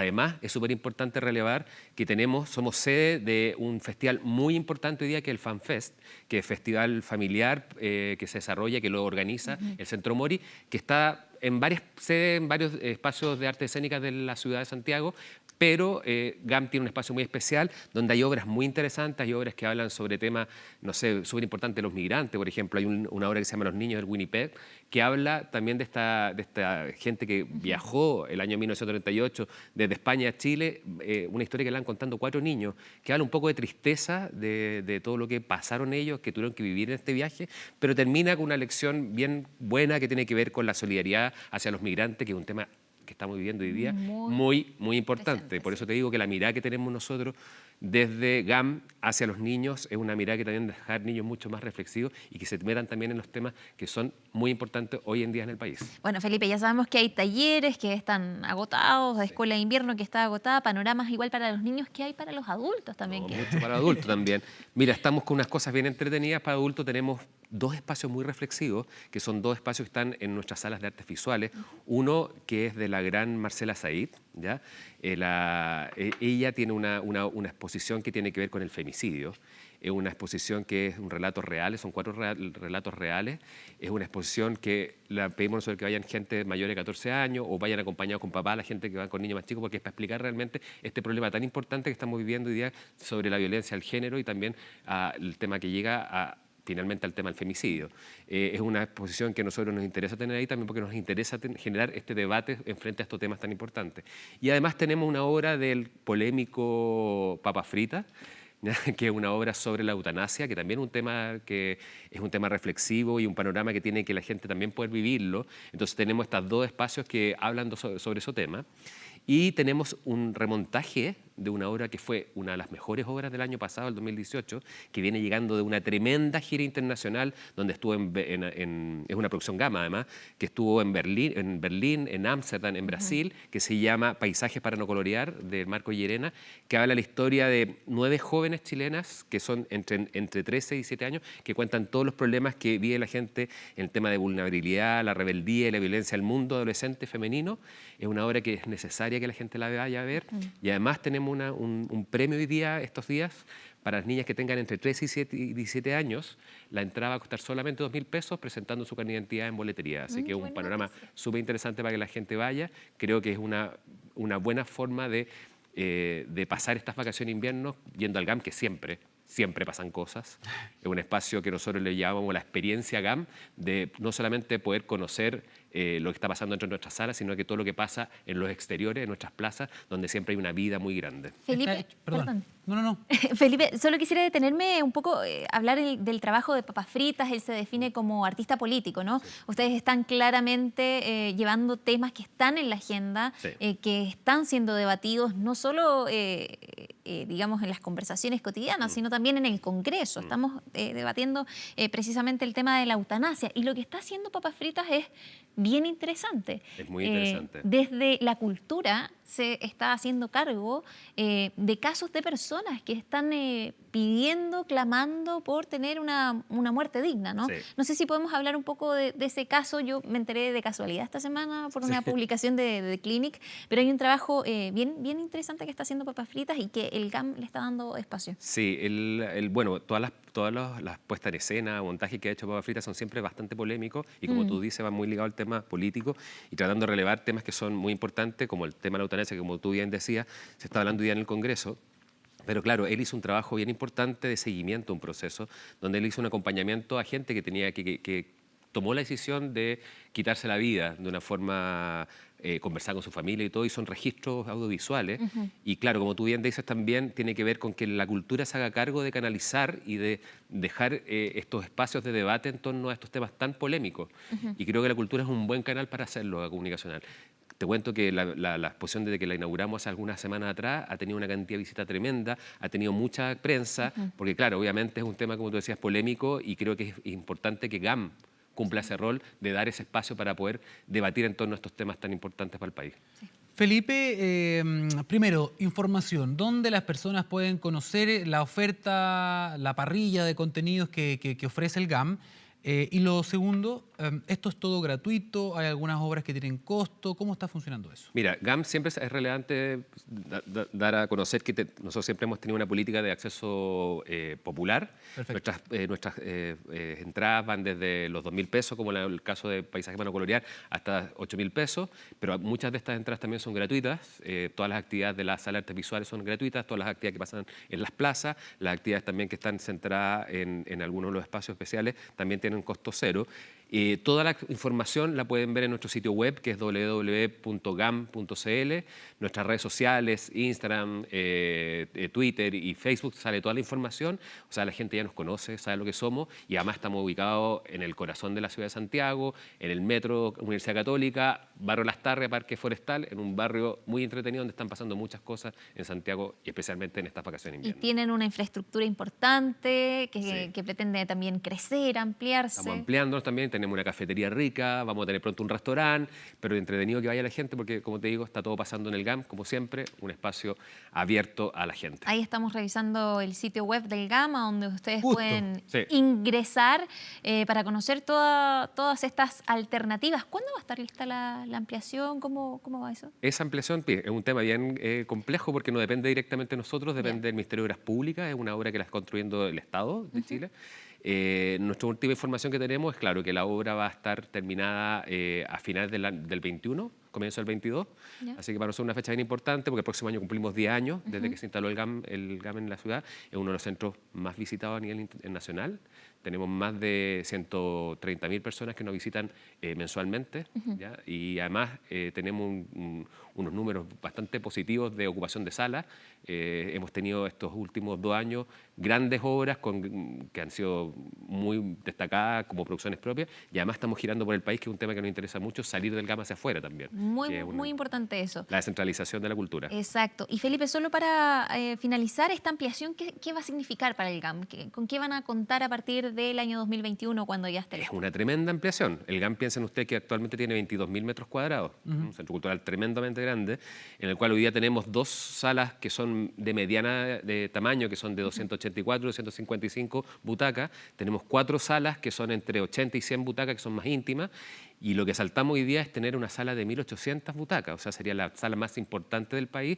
Pensemos que el Teatro Municipal hoy día tiene 1.400 butacas, el Teatro Las Condes y el Teatro Corparte tienen alrededor de entre 800 y 900, por lo tanto, este sería el espacio más importante para las artes escénicas, que va a estar enfocado mucho en tema de la música también, porque creemos que en Chile no existe un espacio tan importante como la música popular o también para la música y para los grandes espectáculos a nivel internacional que hoy día recorren el mundo y se saltan Santiago de Chile, siendo la capital del país, porque no hay un espacio que los pueda acoger. Por lo tanto, esta es una sala que la gente la está esperando, tanto a nivel del público, que está fidelizado a nuestro público, tanto también por los artistas que también quieren tener un espacio de alta calidad para poder presentarse. www.gam.cl, entonces, para que todas las personas puedan informarse respecto de las actividades que ustedes están ofreciendo. Con lluvia, con frío, vamos a seguir funcionando. Tenemos espacios calefaccionados, tenemos espacios al aire libre, lo van a pasar espectacular. Vayan al GAM, es un espacio que los va a estar esperando y que viene esa experiencia tan grata. Se nota que te gusta, ¿eh? Sí, como director ejecutivo, se agradece, se agradece. Felipe, muchas gracias. Gracias a ustedes. El metro comienza a definir sus nuevas estaciones. Los primeros informes técnicos indican dónde se van a ubicar las 14 paradas. Así es, el nuevo trazado va a unir 5 comunas y llegará hasta Puente Alto. Mire. La línea 8 tiene para rato, recién estará lista en el año 2027. Son los últimos 19 kilómetros anunciados por Metro en un trazado que en 23 minutos conectará Providencia con Puente Alto. Ya nos demoramos 1 hora, hora y media para ir a Providencia en bus, o a no ser que hacemos la conexión ahí en estación del metro. Es viable en tanto pueda descongestionar la otra línea, sobre todo la línea 4, que es como la que conlleva todo Puente Alto y la Florida. No, estupendo acá que esté acá, que ya tomaron más valor las casas como estaban antes y ahora con el metro va a ser mejor. Lo celebran en la zona sur-oriente porque recién ahora se conocen los detalles de las estaciones. La última de las 14 paradas estará justo en la avenida El Peral, cerca del Mall Plaza Tobalaba. Allí el comercio tiene algunas preocupaciones. Bueno para el negocio, porque más gente, el problema aquí le digo que hay mucha delincuencia, entonces con la estación del metro yo creo que vamos a colapsar más con eso, habría que haber como más vigilancia. La línea es completamente subterránea, va por Los Leones, Macul y Avenida La Florida. Esta clínica veterinaria y también la peluquería Naranjo quedarán a la salida del metro justo en la calle Amador Necme. Esperaríamos con eso que llegase más gente acá, poder acceder a un público más diverso en otras zonas. Igual aquí ya llegan gente de otros lugares, pero claramente con el acceso del metro más cerca tenemos más posibilidades de abarcar más clientes todavía. Los lugares que están construyendo y están haciendo arreglos, los negocios como que se van un poquito para abajo, por el acceso, al poder llegar, los trabajos, todo eso, pero no sé, a lo mejor en algo me va a perjudicar, pero a futuro va a ser bueno. Pese a que ya se entregaron los primeros informes técnicos, el metro asegura que se trabaja en la ingeniería básica y que aún no se define la ubicación definitiva de las estaciones. Este es el momento en donde se decide si se va a salir por un lado de la calle o por el otro. De lo que hay que preocuparse es de que efectivamente estas inversiones vayan llegando, pero que vayan aterrizando en el territorio de manera adecuada, de manera apropiada respecto de las necesidades de calidad de vida de los vecinos. Todavía es temprano para hablar de expropiaciones, pero tal como ha ocurrido en las otras líneas de metro, en cada parada, algunas casas deberán entregarle su lugar a la modernidad. Ahora. Tomamos en contacto con uno de nuestros equipos en terreno porque está hablando hasta ahora el jefe del Departamento de Extranjería y Migraciones, Álvaro Belolio, respecto de la extensión del plazo para que migrantes inscritos en el proceso de regularización puedan hacer sus trámites. Escuchemos.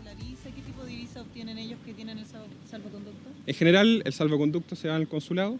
Ellos entran y como ya fue analizado su caso y su visa, el consulado se les da una visa temporaria si son adultos o la visa de niños, niñas, adolescentes si son niños. Ahí justamente después de esta visa temporaria, al año pueden o renovar esta visa o ya empezar los trámites para solicitar la permanencia definitiva. Y en el caso de las embarazadas se está también priorizando, porque hoy la revista Sábado del Mercurio publicaba que el caso y el testimonio de una mujer que estuvo embarazada con un par de semanas, un mes y medio de embarazo, y perdió el bebé durante todos estos trámites para intentar venir a Chile, poder entrar. Justamente encontramos lamentable que esta persona no haya podido tener la atención que merecía ni en Venezuela ni en Perú, donde hoy día es residente. Las embarazadas, existe una visa humanitaria y también clasifican en estas condiciones. Lo que sí hay que hacer es que nosotros tenemos que validar los vínculos y los certificados antecedentes. Sería irresponsable abrir la frontera como piden algunos sin ningún control, pero sabemos que el análisis y los esfuerzos que está haciendo el consulado en Tacna, las gobernaciones y el apoyo enfocándose en estos casos humanitarios de reunificación para niños, niñas, adolescentes, para embarazadas, para víctimas de tráfico y trata, todo el catálogo de visas humanitarias, ese va a seguir estando disponible porque Chile da una respuesta que es humanitaria, pero que también es regular y que entrega seguridad que el migrante que venga a Chile pueda desarrollar su proyecto de vida. Nosotros no queremos una migración irregular, una migración descontrolada, una migración y un país que deje a los migrantes botados sin poder obtener su documentación. Álvaro, salieron 3 buses, uno ingresó, los otros 2 se sabe cuándo podrían estar llegando y si tienen una estimación de cuántos más podrían venir en los próximos días.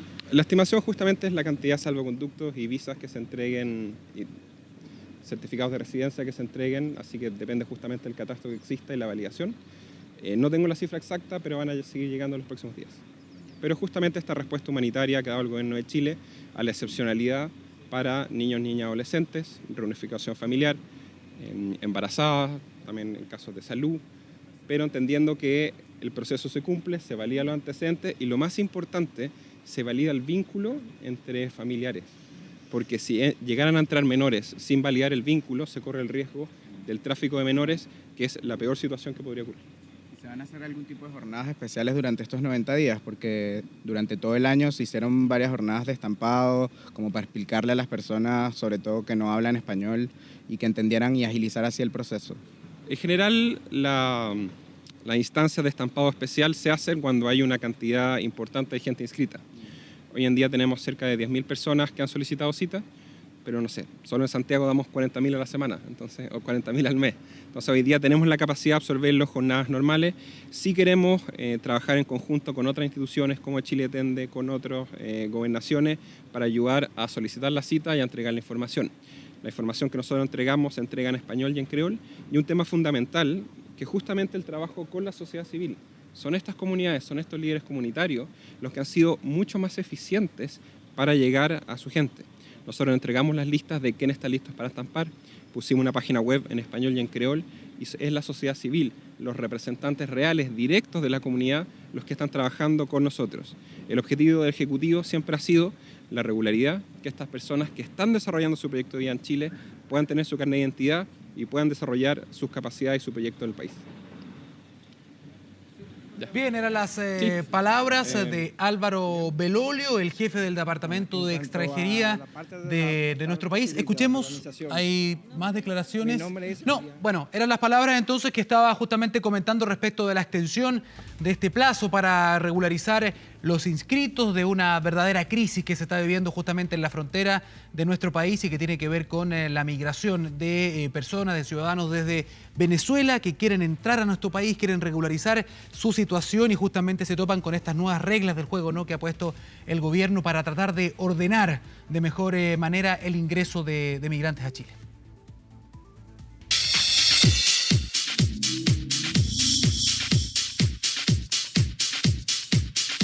Ya estamos con Eric Zárate para conocer todas las noticias del deporte. Eric, ¿cómo estás? Bien, Andrea, ¿cómo te va? Muy buenas tardes. Daniel, ¿cómo está? ¿Cómo está, don Eric? Bien, todo bien. Les traigo buenas noticias. Vamos a comenzar el deporte con muy buenas noticias que dicen relación con el tenis, con Nicolás Jarry, el tenista número 2 en la actualidad de nuestro país, que hoy tenía un partido muy importante en semifinales, ahí en el ATP 250 de Bastad. Esto es en Suecia. Enfrentaba al argentino Federico Del Bonis. Es 70 del mundo el trasandino. Nicolás Jarry está en el puesto número 64 del orbe. Y bueno, en un primer set que se tornó parejo, al menos en los primeros games. Nicolás Jarry, como ustedes están viendo algunos puntos, precisamente de esa primera manga, tuvo un gran juego de fondo, también con un gran revés que le funcionó prácticamente durante todo el partido, al igual como lo venía haciendo los últimos encuentros en este ATP 250 de Bastad. Bueno, finalmente Nicolás Jarry supo ahí imponer su superioridad también en lo anímico, porque en el segundo set se vio un Federico Del Bonis muy cabizbajo, un poco afectado anímicamente el argentino, sobre todo después de esta primera manga en donde Nicolás Jarry se la llevó por 6-3 y finalmente ya en el segundo set un 6-2 realmente aplastante. Ahora, claro, ¿qué es lo que vino? Dirá usted para el Nicolás Jarry, para el nieto de Jaime Fillol. Estamos viendo algunos de los justamente derechos que metió Nicolás Jarry, un derecho ahí diagonal, también algunos paralelos muy pero muy interesantes, también con esta mecánica del saque de Martín Rodríguez, que ha venido trabajando en estos últimos meses, que ha cambiado también, recordemos, en los últimos 2 años esta mecánica y que le ha significado también una mejora, no tan solo en el tema de los ace, sino que también en el segundo servicio de Nicolás Jarry, que está haciendo un poquito más de daño que antaño. Ahora va a jugar, como yo les decía, este día domingo a las 8 de la mañana frente al argentino Juan Ignacio Londero, el 71 del mundo, que venció al español Albert Ramos Viñolas en la segunda jornada de este día, luego del partido ahí de Nicolás Jarry, por 6-3 y 6-4. Ignacio Londero es 71 del mundo y recordemos que Federico Del Bonis, quien acaba de vencer Nicolás Jarry muy temprano por la mañana ahora en nuestro país, es 70 del mundo. Fíjense ustedes que asegura con este resultado, con llegar ahí a la final, estamos viendo justamente el punto final, la repetición de un gran punto en donde se demuestra también la tranquilidad que tiene Nicolás Jarry, que estaba jugando ahí a piacere prácticamente frente al argentino. 48.000 euros asegura ahí Nicolás Jarry por haber alcanzado la final y también hasta el momento está en el puesto 43 del Live Ranking, lo que significa también una mejora importantísima en el ranking del chileno con este ATP 250 de Bastad. Buenas noticias entonces, mañana también a madrugar, entre comillas, porque es día domingo, a las 8 de la mañana va a enfrentar entonces a Londero, Juan Ignacio Londero, 70 del mundo, en este partido que va a definir al campeón del ATP 250 de Bastad. También, por supuesto, esperando lo que va a ocurrir en unos días más con este ATP 500, bien digo.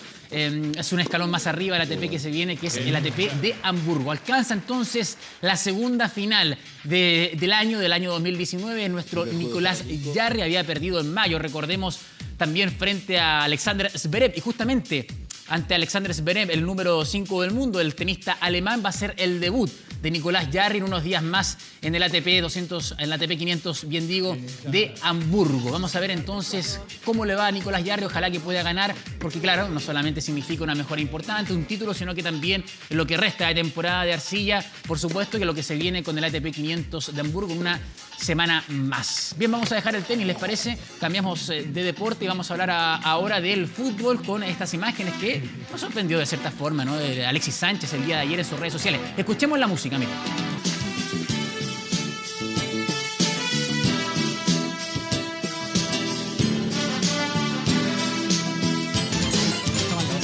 ¿Cuál? ¿Esta te gusta más, Dani? Sí, bueno. La otra es más icónica, ¿no? Más reconocida. Ahí está. Mira, el slow motion también, Andrea, para que veas el gran despliegue ahí que tiene Alexis Sánchez, los piques que nos tiene acostumbrado la selección chilena, pero no, lamentablemente, los últimos meses en el Manchester United, por un tema de lesiones también, porque hay cierta lejanía. Recordemos con el técnico Ole Gunnar Solskjaer, a pesar de que las últimas informaciones y las últimas conferencias del técnico noruego ahí que dirige al Manchester United, dice que quiere sí o sí a Alexis Sánchez y ellos estiman que lo puedan recuperar psicológicamente, anímicamente, también físicamente para que pueda convertir 20 goles. Fácil 20 goles nos puede dar Alexis Sánchez por temporada, dijo Solskjaer. ¿Se atrevería a grabar un slow motion sin polera corriendo? Yo no. No, yo ni. Qué vergüenza. No quedaría, Qué vergüenza. No quedaría bien parado. Solo Alexis también, puede. Solamente Alexis puede, claro. Y mira, y además está con sus perros. Mira, es tan rápido Alexis que deja a los perros atrás. Cuando corre con un perro siempre te sacan ventaja. Es verdad. Oye, pero bien lentos los perros, ¿ah? Oliver Atom y Amber se llaman los perros de... Pensaste en Oliver Atom. Oliver Atom, exactamente. Te pillé. Tenía ahí la asociación. Qué grande Alexis. Esperemos que esto sea un envío anímico para esta temporada y que pueda volver a mostrar parte de ese nivel que mostró en la Copa América también. Sí, ojalá, porque claro, es un envión anímico importante lo que ocurrió en la Copa América de Brasil que recién finalizó. Porque además de lo futbolístico, por supuesto que es importante que un jugador tenga la confianza del técnico, de los compañeros, y esto ojalá que pueda significarle también llegar a pelear un puesto ahí en el 11 del Manchester United, que recordemos que está jugando en Singapur, ¿no? Estos torneos amistosos. Ahora venció el día de hoy al Inter de Milán por 1-0. Así es que le está yendo relativamente bien de la temporada a Ole Gunnar Solskjaer. En esta pretemporada, bien digo, al mando de los Diablos Rojos. Está Alexis Sánchez entrenando. Pero ¿sabes quién estaba jugando? No estaba entrenando, pero jugando en una playa. Este hombre. Me refiero a Lionel Messi. Un crack, uno de los mejores jugadores de la historia, que estaba ahí en su casa, que se llama Arrecife Tortuga. Esto queda en Antigua y Barbuda. Y ahí está Lionel Messi jugando con unos niños que estaban justamente en esa isla, en la playa, disfrutando de las vacaciones. Se encuentra con Lionel Messi y le ofrecieron jugar un picado, jugar una pichanga, como se dice también, o pelotear simplemente en la playa, a lo que accedió el astro del Barcelona. ¿Y esa es su casa? Esta es su casa, claro. Está, fíjense ustedes, estimado el valor de esta casa en algo así como 16 o 11 millones de pesos aproximadamente cuesta la noche. En un hotel que está quedándose ahí Lionel Messi en este Arrecife Tortuga. Es justamente una isla privada donde solamente se puede llegar a través de un bote y que cuesta lo que decía Eric, como 11 millones de pesos la noche, son 1000 y tantos metros cuadrados, como una mansión. Ahora, me quiero detener en esa imagen. ¿Te diste cuenta que la playa está casi para ellos? Es decir, prácticamente. No había más gente. No había más gente. Una playa prácticamente privada, solo para Lío y un par de pequeños más. ¿Qué tal? Increíble, ¿eh? Claro, como tú decías, 1.291 metros cuadrados. La casa de Lionel Messi en la actualidad, que está arrendando ahí en Arrecife Tortuga. Claro, con una especie como de casa, un resort que cuenta con, además de lo que ustedes están viendo ahí, imágenes realmente idílicas, 5 restaurantes, 2 piscinas exteriores, bares, spa exclusivo, gimnasio, obviamente todo incluido para que Lionel Messi pueda descansar. De cara a lo que se viene, no le fue muy bien en la Copa América, pero claro, recordemos que se viene la temporada ahí con el Barça. Pero con el Barça lo gana todo. Oye, tiene una piscina infinita. No sé si vieron la imagen, una piscina que parte desde la casa y se va directo al mar. Por eso se le llama piscina infinita. Notable.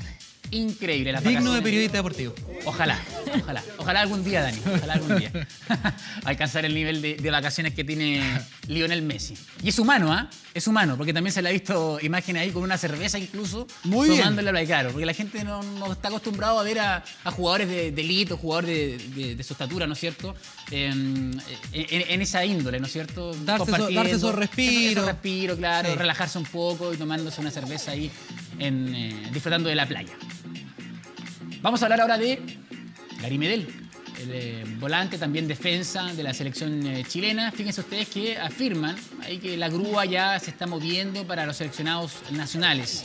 El portal web Le Fossin indica ahí que el Olympique de Marsella ya ofertó por el Pitbull, por Gary Medel, que también tuvo una buena Copa América jugando por la Roja de Todos. Ahí los franceses, afirma este medio, le ofrecieron 4 millones de euros al Beşiktaş de Turquía. Sin embargo, el club dueño del pase, el capitán de la Roja, quiere sacar un poco más, entre 5 y 6 millones por la transferencia, por la partida de Gary Medel, que recordemos tiene un sueldo cercano a los 2.3 millones de euros de manera anual, y buscaría replicar esta remuneración en su próximo club, Besiktas, que no lo ha pasado bien en las últimas temporadas, alejado de las competiciones europeas y también del título. Pregunta. Problemas de dinero no tiene el Pitbull, claramente. No. El Olympique de Marsella, si es que llegara a concretarse esa transferencia, ¿ese equipo juega generalmente copas internacionales o no? Claramente, es un salto cualitativo que daría Gary Medel. O sea, también es una mejora en lo monetario. ¿Podría encontrarse quizás, si es que esto se logra nuevamente con Messi, pero quizás jugando una Champions, por ejemplo? Probablemente.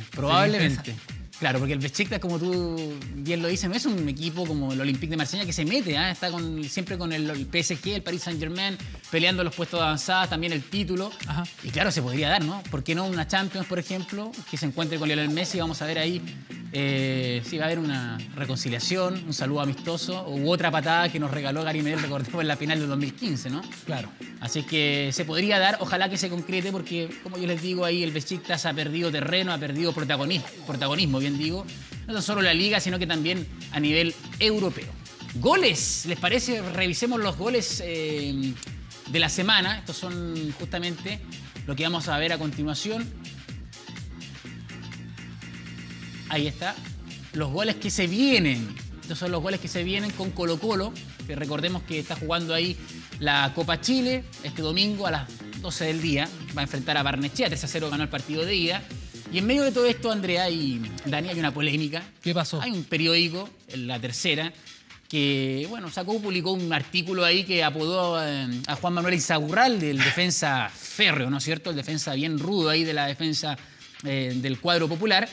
Le puso, o lo apodó mejor dicho, el carnicero de Macul. Y esto, por supuesto, generó respuestas. No sé si polémica, pero sí respuestas. Sacó ronchas. Salió a defenderlo Marcelo Espina, gerente deportivo de Blanco y Negro. También Mario Salas, el técnico de Colo-Colo.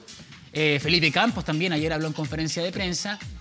Por supuesto, preguntándole acerca de si es que es verdad o no que es el carnicero de Macul, que es un jugador malintencionado en Colo-Colo. Espina habló acerca de las expulsiones, con argumentos sólidos ahí, con números. Tan solamente 4 expulsiones en los últimos 11 años ha tenido Juan Manuel Insaurralde, y además una expulsión desde que llegó a Colo-Colo. No es mucho, ¿no? No es mucho. Lo mismo también esbozó Mario Salas en conferencia de prensa hace un par de días. Él, claro, respondió: ¿cuántas expulsiones tiene Insaurralde? Pocas. Eso contesta la pregunta si es que es o no un jugador malintencionado. Y ayer en conferencia de prensa, justamente Felipe Campos respondía acerca de esto, si es que es un jugador malintencionado, si es que es el carnicero de Macul. Y fíjense ustedes lo que ocurre, porque estaba el periodista justamente que escribió este artículo, el periodista de La Tercera, y Juan Manuel Insaurralde lo encara. Veamos. Pero de tono de broma, obviamente, para que no se asusten. Veamos entonces las declaraciones de Felipe Campos y también la irrupción de Insaurralde, bien digo, en la conferencia de prensa.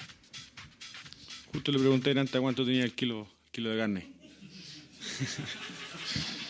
No, creo que son cosas de fútbol. Esto es un deporte de contacto, así que creo que no se habló en el camarín porque son cosas que quedan en la cancha. ¿Quién no va a querer un defensa en este caso que sea guapo, que te intimiden a los jugadores, en este caso al rival, con hablarle, con decirle cosas? Creo que todo, yo también personalmente igual lo hago, así que creo que son cosas que quedan en la cancha, no se habla así de cara a cara con él y decirle o retarlo por algo, creo que no, y te lo digo yo personalmente, no se hablaba con él. Eso ya pasa más por un tema que es la cancha. Lo que te dije delante... de La Tercera. Ahí está. Ahí te respondió. Justo. Ahí te respondió solo. Ahí está. Ahí está lo mismo que te dije. ¿Qué tal, Felipe? Carlos González, de La Tercera. Está bonito, amigo. Ahí está la declaración de Felipe Campos, también la irrupción de Insaurralde. Lo voy a pescar del cogote, dijo, obviamente en tono de broma. Ustedes escucharon también las risas que generó en la sala de conferencia del Estadio Monumental. Estas son imágenes de la Universidad de Chile. Recordemos que había vencido ya por 1-0 a Deportes Temuco en el partido de ida y por la Copa Chile, por los octavos. Y claro, ahora va a enfrentar este día sábado, esta jornada a las 15 horas, es decir, en un par de horas más, en 2 horas 29 minutos más, a Deportes Temuco, que busca la revancha. Esto va a ser en el Estadio Nacional, y también con una Universidad de Chile que está un poco más tranquila, porque claro, le ha llegado algunos refuerzos.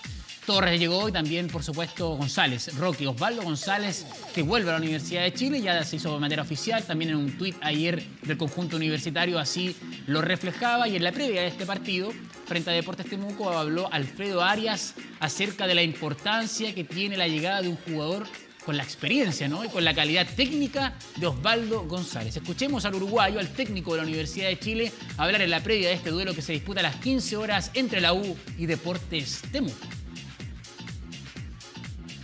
Lo de Osvaldo ya creo que la semana pasada habíamos hablado. Es el jugador elegido de mutuo acuerdo entre el club y nosotros para cubrir esa posición, una de las posiciones que necesitábamos, creo, en el equipo. Y qué decir de él, solo por él habla su trayectoria y su bien hacer, ¿no?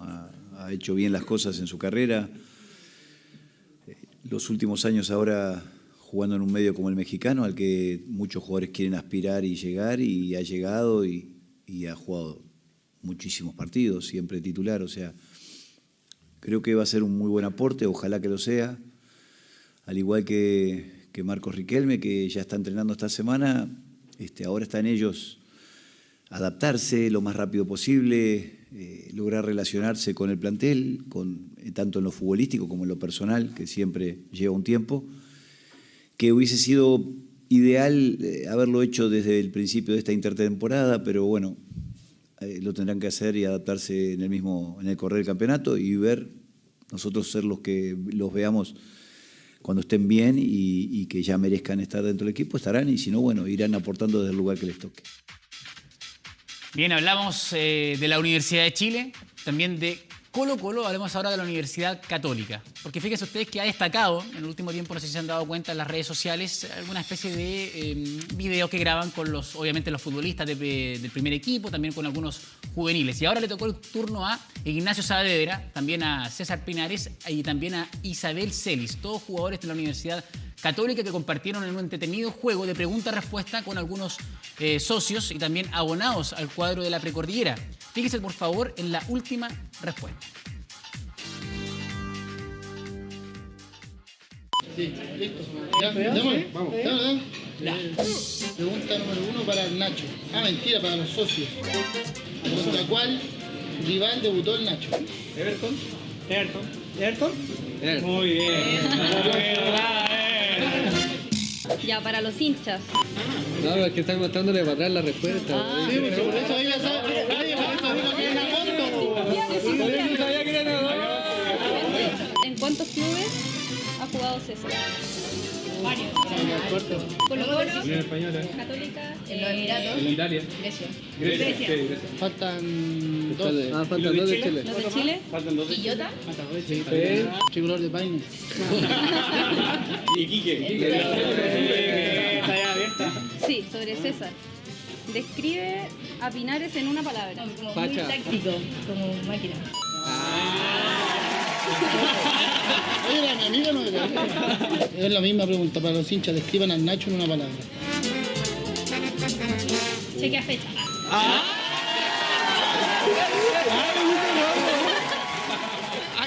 Como lo bueno, Tienes que explicar. Celis y también el remate de derecha número 5. No hay muchos goles, Dani, esta semana, recordemos.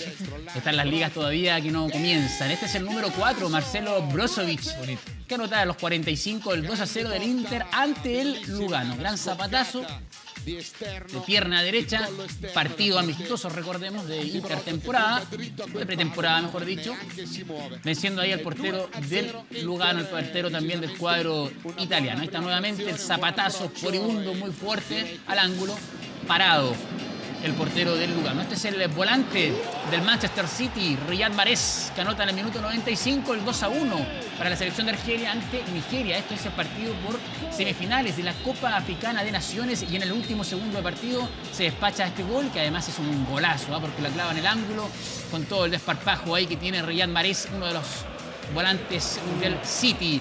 Este es Kylian Mbappé, que anotaba el 1-0 del Paris Saint-Germain en un equipo que ronca ahí en Francia, ante el Dinamo Dresden en un partido amistoso que ganó el cuadro parisino por 6-1. Gran pique, gran carrerón, toda la potencia y también, por supuesto, la sutileza en el final de la jugada. Se puso nervioso. Claro, se puso nervioso. Un gran jugador, Mbappé. Y este es el mejor de todos de la semana, el volante colombiano Carlos Mosquera, que anota este golazo para su equipo, el Técnico Universitario de Ecuador, ante Independiente del Valle. Era el 1-0 y empataron 1-1. Es un partido válido por la primera A, la primera división del fútbol ecuatoriano. Golazo, Ani.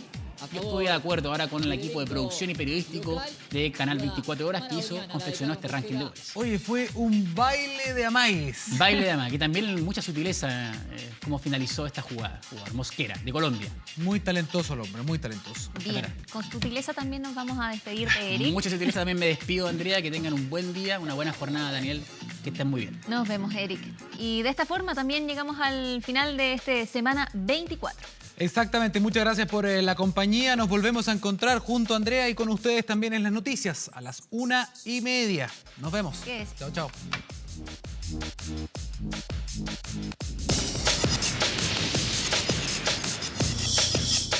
Semana 24.